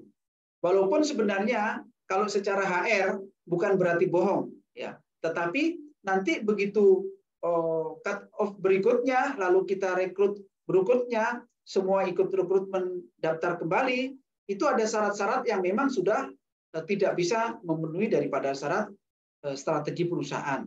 Misalnya usia, misalnya saja, ya, atau skill, ya, seperti itu. Ini hal-hal yang mungkin penting kita lakukan. Saya rasa saya memberikan ilustrasi ini akan menjadi masukan Ibu Vi ataupun juga teman-teman lain. Tapi ini berdasarkan kasuistis saya. Karena pada intinya ketika bipartit itu dilakukan lalu pada akhirnya dia menyepakati satu kesepakatan yang tidak sepakat dan dia ditandatanganin, itu boleh jadi bahwa tidak semua di belakang dia itu mengikuti apa yang ditandatanganin. Dan itu banyak terjadi seperti itu. Banyak yang terjadi itu. Apalagi kalau tenaga kerjanya lebih dari 10. Kalau tenaga kerjanya tidak sampai lebih 10, itu memang gampang dia komunikasi. Tapi kalau sudah lebih dari 10, itu mereka akan berat berkomunikasi. Dan pasti pikiran di dalam tenaga kerja atau teman-teman SDM itu pasti berbeda-beda. Karena dia lupa. Sebenarnya dia lupa kok. Sebenarnya dia egois saja itu. Sebenarnya dia lupa, apakah setelah selesai melakukan demo, lalu kemudian misalnya terjadi pemutusan hubungan kerja, hak dan kewajibannya semuanya dipenuhi di akhirnya, lalu dia gampang mencari pekerjaan. Itu sebenarnya yang selalu ada di dalam otak tenaga kerja kita, ya, sehingga dia berpikir, udahlah, yang seperti ini kita bicarakan dengan baik-baik. Tentu semuanya dengan kuncinya satu, kurangi egois masing-masing. Kalau semuanya egois ya pasti tidak ketemu. Nah, disinilah diperlukan, orang bilang jiwa besar, orang bilang keikhlasan yang baik, baik manajemen perusahaan maupun owner sendiri, ataupun juga tenaga kerja dan wakil daripada tenaga kerja. Barangkali seperti itu, Ibu Vidya. Izin bertanya, Ibu dari instansi mana ini? Saya kebetulan tahun 2021 tuh terakhir di pabrik, Pak, karena pabrik saya tutup ya dari PT Tamko Indonesia. Hanya saya saja yang rencananya mau ditransfer ke pabrik pembeli gitu. Cuman saya karena apa ya? Karena negosiasi tidak sepakat dengan manajemen baru karena kan kita masih beda badan hukum. Jadi mereka maunya saya masa kerja lanjut, namun tidak dibayarkan pesangonnya, tapi perusahaan saya dengan perusahaan yang baru ini di Indonesia harusnya diselesaikan dulu hak-haknya karena saya sudah berhasil memberikan package yang menarik terhadap semua karyawan ter-PHK. Masa cuma saya sendiri yang pindah ke perusahaan ke manajemen baru tanpa mendapatkan pesangon sedikit pun dengan penjelasannya masa kerjanya lanjut. Sehingga di tahun 2022 saya membuka perusahaan sendiri, membantu suami di konsultan di bidang pertambangan dan kehutanan untuk saat ini gitu Pak, seperti itu. Sambil ya merefresh seperti ini, sharing juga seperti itu Pak. Jadi memang karena India ya, jadi manajemen barunya ini adalah mereka membeli unit kita yang di India sana, sehingga di India itu kan sangat mengagung-agungkan masa kerja Pak. Walaupun di India memang di India tidak ada pesangon, tapi mereka harusnya bisa menempatkan diri bahwa di Indonesia ada loh pesangon. Jadi untuk fairness, kemudian asas kepastian hukum juga gitu ya. Dibayarkan dulu pesangonnya terlebih dahulu, kalaupun nanti mau dikaryakan di manajemen yang barunya atau perusahaan baru yang membeli, ya tinggal di riset saja masa kerjanya is okay gitu, seperti itu. Berarti secara person kayaknya sedikit jadi korban nih, Bu. Saya bingung korban atau enggak gitu ya Pak ya.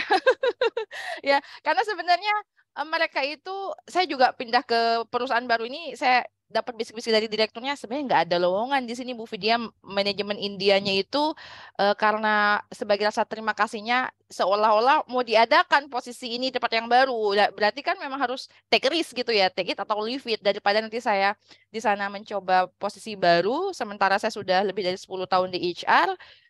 Masa saya harus mengundurkan diri sementara saya tidak mendapatkan package yang sudah saya sudah perjuangkan. Jadi teman-teman masih mendapatkan sesuai dengan UU Tenaga Kerja plus 2 tahun bonus gitu loh Pak. Masa saya mengundurkan diri yang cuma dapat uang pisah, mungkin belum tentu yang perusahaan baru tuh sama aturan uang pisahnya dengan perusahaan saya yang ditutup gitu, seperti itu. Ya betul, itu memang sangat banyak kok yang seperti itu ya. Iya. Ya. Nah, kalau kita sebagai seorang HR, memang itu yang paling kita hindarin. Artinya begini, semuanya nanti itu cerita nanti. Saat ini kita harus selesai dengan apa yang kita sepakatin gitu. Jangan sampai ada Bu di era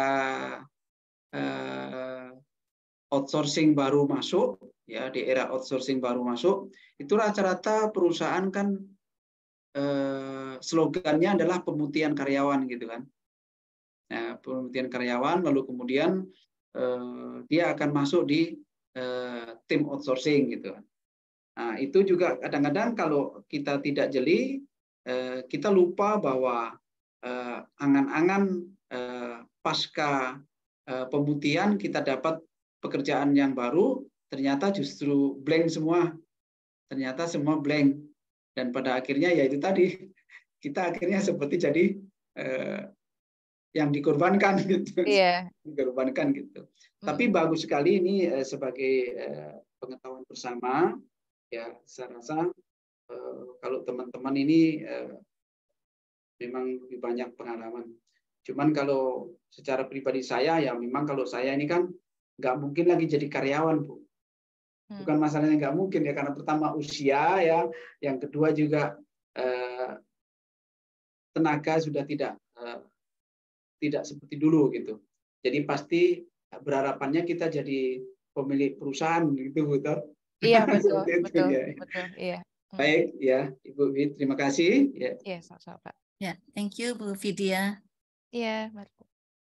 Ya, Bapak Ibu, teman-teman yang lain silakan kalau ada yang mau di-share, di-rise up isu di perusahaan masing-masing atau mau bertanya ke narasumber kita.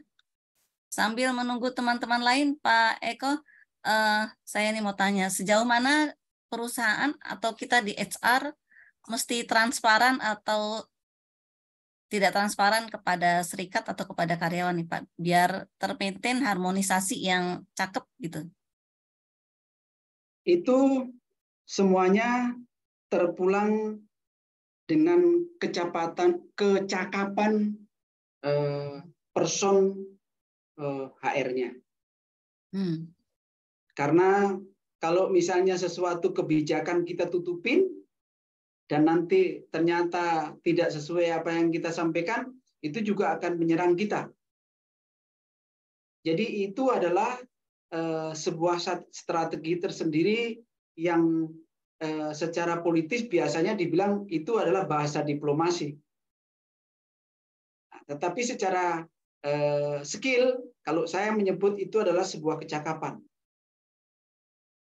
Ini high level banget ya Pak ya? High level skill ya Pak? Ya betul itu. Karena begini, misalnya aja THR. Biasanya itu kan THR itu dibayarkan 2 minggu sebelum hari H. Hari Raya ya. Ya. Nah, tetapi kadang-kadang kan tenaga kerja ini kan nanya. Tetapi di sisi lain dari perusahaan kan ada saja kan mungkin ada masalah lalu keterlambatan 2 hari H, 2 minggu sebelum hari H kita belum siap untuk pembayaran. Nah, pertanyaannya kapan mau dibayarkan THR Bu teman-teman? Kita akan jawab apa ini? Masa kita mau bilang, waduh manajemen belum ada uang? Masa mau bilang gitu Bu? Nah, di sisi lain kalau kita mau bilang sabar nantilah itu udah pasti sesuai dengan ketentuan undang-undang. Nah, ternyata meleset dari regulasi yang ada juga sama. Nanti bumerangnya ke kita. Disinilah perlu peran kecakapan, ya, high skill betul ini gitu. Bagaimana diplomasi kita dan dengan teman-teman agar mereka menerima dan bahkan sedikit memberikan wawasan tentang keberlangsungan keharmonisannya. Sehingga kita betul-betul tetap diterima, tetap menjadi idola. HR itu sebenarnya adalah yang diidolakan sih, artis juga. Artis juga gitu. Ya. Jadi seperti itu kira-kira Ibu Surya. Ya, jadi HR harus mengeduket ke bawah juga mengeduket manajemen juga ya Pak ya? Oh, itu sudah pasti Bu. Karena kenyataan di praktek justru sebaliknya. HR tidak susah untuk berperan sebagai HR. HR berperan sebagai karyawan owner. Nah, ini yang susah. Susah. Karena HR sendiri kadang-kadang berpikir, saya kan juga digaji sama Bapak nih. Kalau saya nggak belain Bapak atau bagaimana, nanti gimana saya? Nah, ini memang berat juga. Berat juga. Tapi yang saya cerita ini biasanya di level perusahaan yang middle ke bawah ya. Kalau perusahaan yang profesional, saya rasa tidak seperti itu. Di sisi lain, semua kan punya aturan SOP, punya standar prosedur ya. Apalagi perusahaan-perusahaan yang sifatnya sudah berlevel TBK itu sudah pasti sudah luar biasa lah. Oke, thank you sharing ini esensial banget nih pendapatnya Pak Eko based on dari kristalisasi pengalaman ya Pak ya. Ya. Oke teman-teman lainnya Pak Muhammad Abbas, Pak Taukid, Pak Arif, Pak Fajar, Pak Siswanto, monggo kalau mau ada yang ditanyakan ke Pak Eko atau sharing pengalaman mengelola hubungan industrial di tempat masing-masing. Mungkin Pak Tovani, juga Pak Raditya, Pak Revaldo, silakan. Sambil juga menunggu Pak Eko, berarti kalau hubungan industrial zaman sekarang ya Pak, zaman now ya, tadi ada diskriminasi, ada inklusi, diversity gitu ya.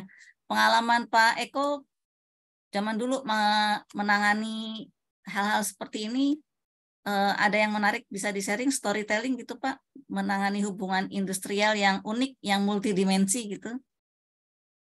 Yang multidimensi itu yang tadi, yang saya juga sempat cerita sedikit tadi, ketika terjadi perselisihan, itu mohon maaf, saya sebagai mediator wakil perusahaan, malah kalau dikategorikan terjadi pelecehan Bu. Karena kita tidak diterima baik. Gitu. Kita tidak diterima baik. Padahal kita sebagai mediator yang dari eksternal, itu tidak mungkin kita membela satu pihak.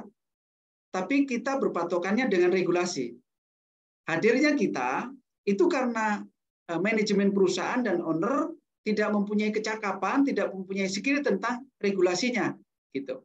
Jadi kita di situ harus berfungsi sebagai fungsi mediator yang netral berdasarkan regulasi. Tapi di sisi lain, istilahnya pikiran jelek teman-teman tenaga kerja ini, kita sebagai mediator ini berarti kita akan memenangkan perusahaan. Itu pengalaman jelek saya. Jadi yang terjadi apa? Saya dilempari aqua. Oh my God. Aqua air, aqua gelas itu dilempar, Bu. Dan bahkan mereka sambil berteriak. Tuh. Ya, intinya prasangkanya pasti jelek. Tapi begitu terjadi dialog diskusi, penyelesaian bipartit itu tadi, lalu kemudian tripartit itu tadi, lalu kemudian juga kita paparkan tentang apa yang dituntut berdasarkan regulasi, terbaliknya apa? Ternyata wakil-wakil mereka ini justru tidak paham dengan regulasi gitu. Kita lebih sedikit di atas. Nah, akhirnya mereka menyadari, dan ketika tuntutan yang mereka kita putuskan oke, kita tanda tanganin semua, apa yang terjadi?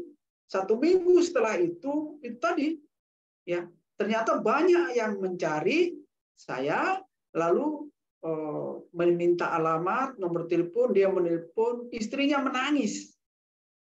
Menyesal ya, ikut-ikutan.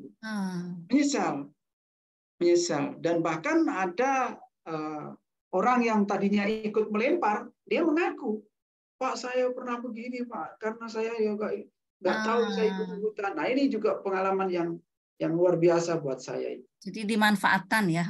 Dimanfaatkan. Jadi kasus demo itu sebenarnya ya mungkin memang dari kepentingan, keinginan dan tuntutan, tapi juga ada yang memang hanya ikut-ikutan gitu. Kalau dia tidak ikut, nah mungkin menjadi terkucilkan dari teman-teman seperti itu. Ini kalau itu betul-betul luar biasa dan tenaga kerjanya banyak. Jadi saya sendiri juga, mohon maaf, ya memang kita harus punya banyak relasi. Bahkan kalau kita sebagai seorang HR itu, kalau misalnya kita membagi dengan keluarga, kita harus memprioritaskan berapa persen ke keluarga, berapa yang kita pegang. Artinya itu adalah sebagai entertain kita dengan hubungan kita. Itu nggak ada SOP-nya ya, Pak? Syukur-syukur kalau memang ada biaya entertain dari perusahaan, ya itu ya boleh gitu kan. Boleh.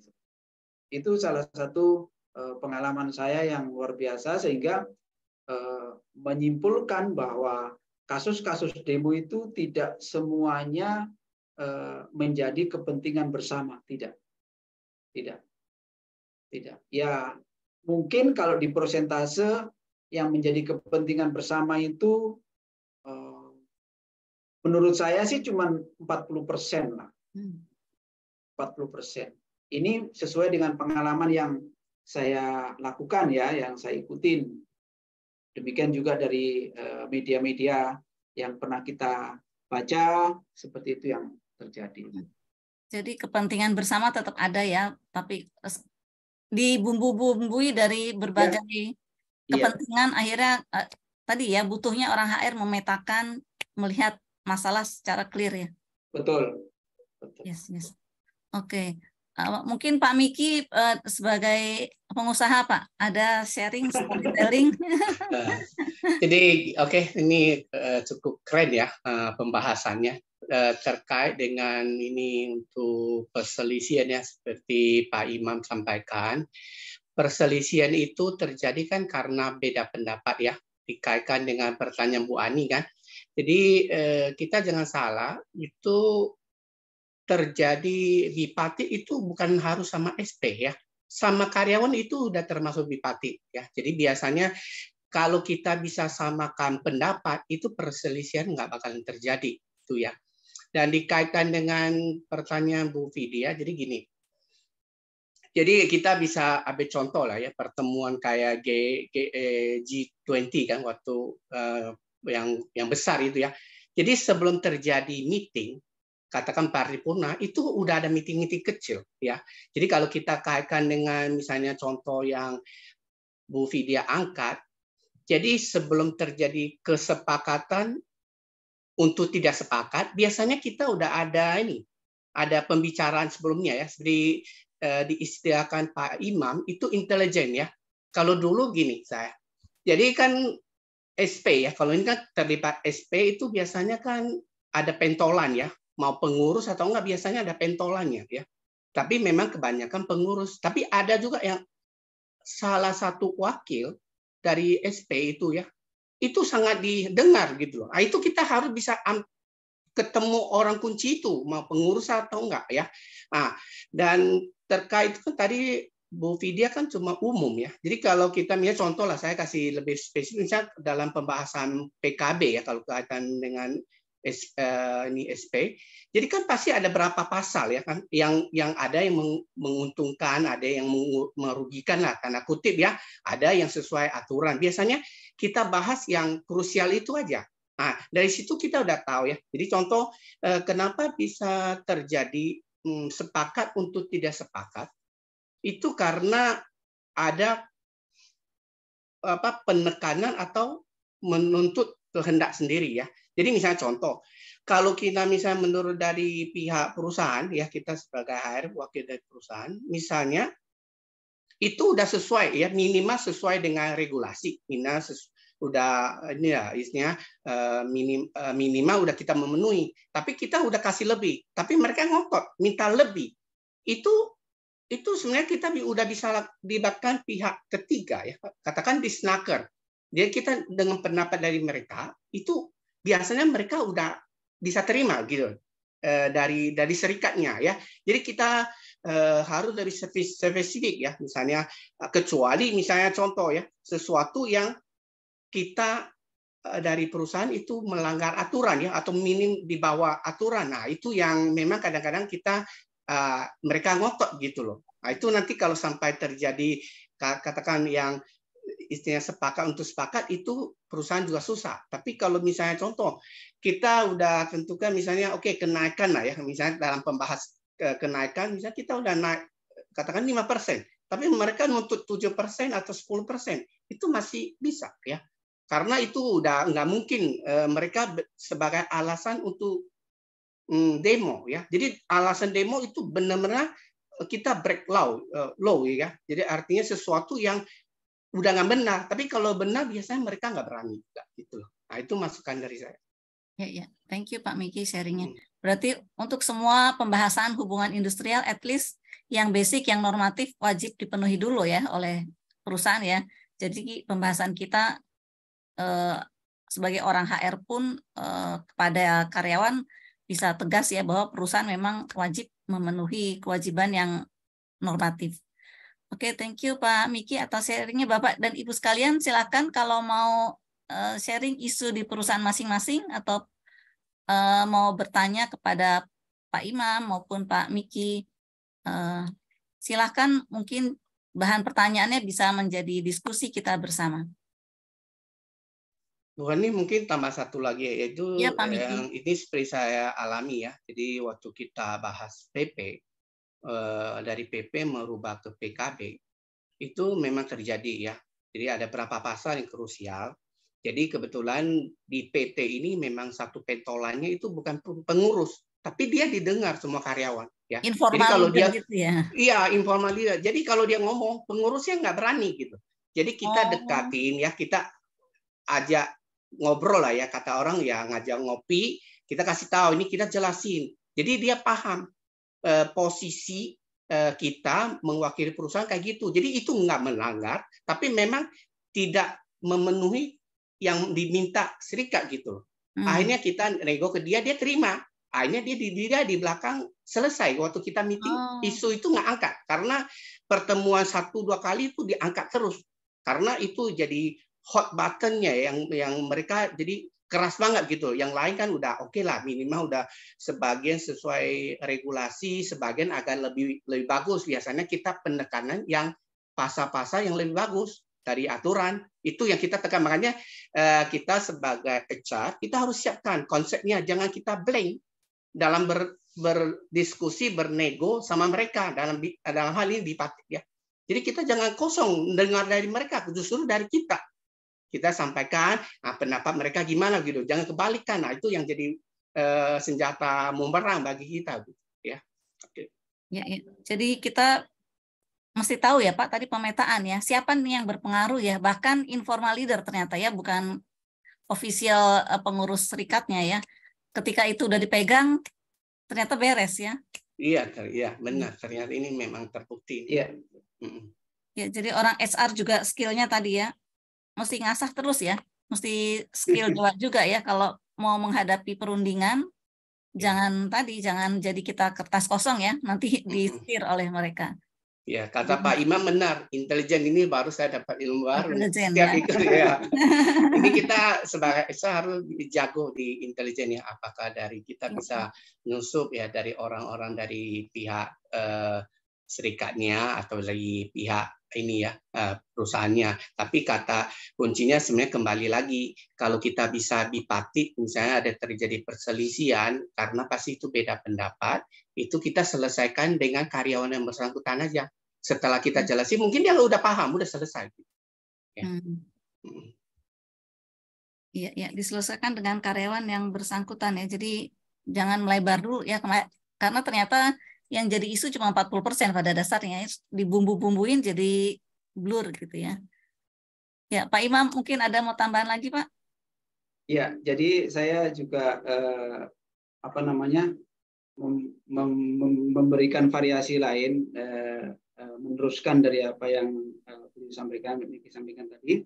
Jadi memang ketika terjadi kasus, itu kan tadi sudah ada beberapa hal yang saya sampaikan, harus pemetaan dan lain sebagainya. Nah, disitulah akhirnya kita tahu ceruk masalahnya itu ada di siapa gitu, dan yang digarisbawahi jadi permasalahan itu apa gitu. Lalu ketika kita lakukan persuasif ya dengan yang bersangkutan, itu usahakan yang lain memang diblok gitu. Jadi kita mau selesai ya sama dia, karena kan ini penyelesaiannya ya antara pengusaha dan pekerja gitu. Tapi kalau si pekerja sendiri sudah mulai membuka ruang yang berbeda, ini yang justru jangan sampai terjadi. Kalau ini kita blok, tidak membuka ruang yang lain, saya yakin akan malah cepat selesai. Bahkan ada suatu kasus yang pernah cukup krusial dan ini sangat berbahaya. Kami menurunkan teman-teman sendiri sih, teman-teman personal ya, tapi yang belum pernah dikenal, datang ke base camp mereka gitu, base camp mereka. Ya akhirnya kita lakukan pendekatan, kita tahu karena kita memang bertarget untuk memberikan satu pemahaman yang selesai. Sepertinya kita tidak punya egois sama sekali. Kita terima dulu apa yang menjadi harapannya dia gitu. Sehingga akhirnya ya dengan pemahaman yang jelas, yang konkret, dengan cukup data yang faktual, itu bisa terjadi. Kasus lain yang biasanya muncul kalau yang sifatnya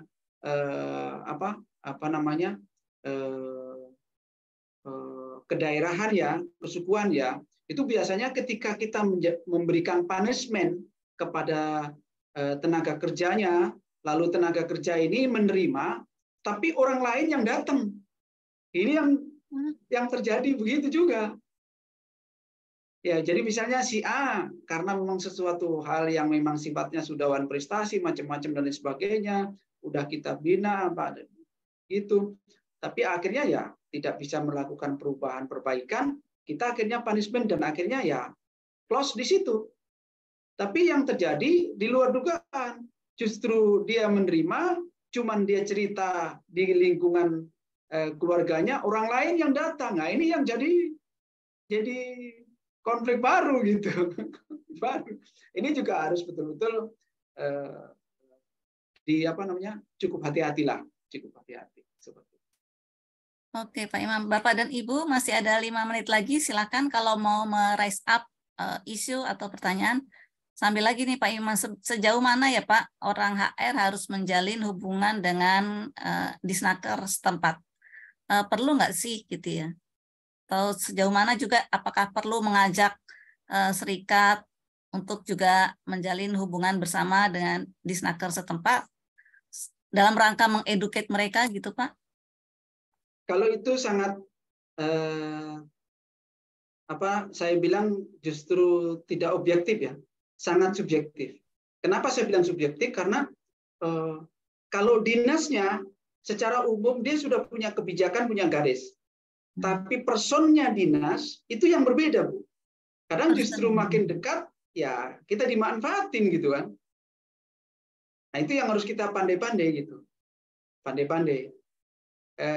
Saya dengan contoh aja ya, waktu saya nangani kasus di salah satu provinsi, ya, dan saya menjalin hubungan baik dengan salah satu kepala dinasnya di situ, ya, kepala dinas di situ, bukan salah satu ya, memang dia kepala dinas.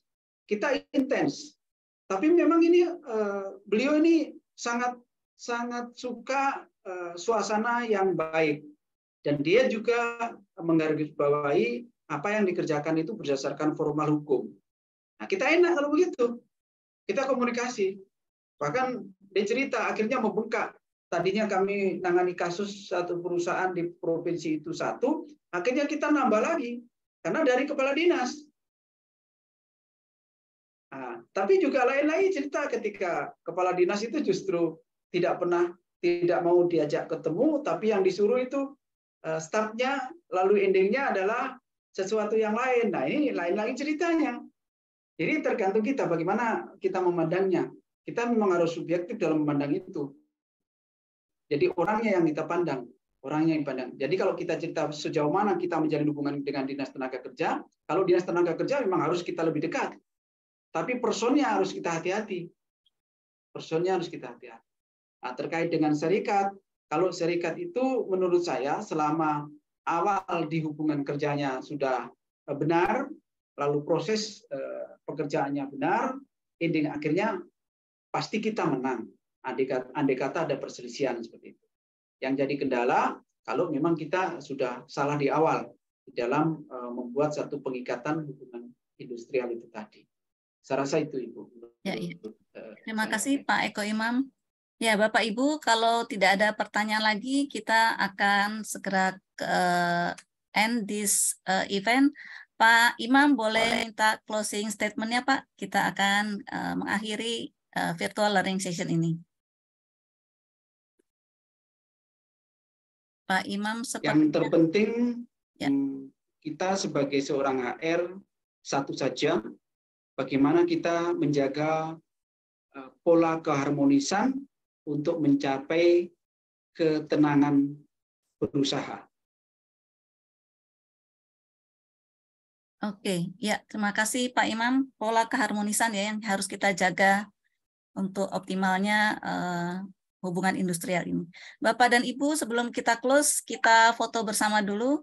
Boleh sebentar saja kita on kamera, jika itu memungkinkan. Boleh pasang emoticon, mau pasang gambar hati, boleh. Mau pasang jempol, boleh.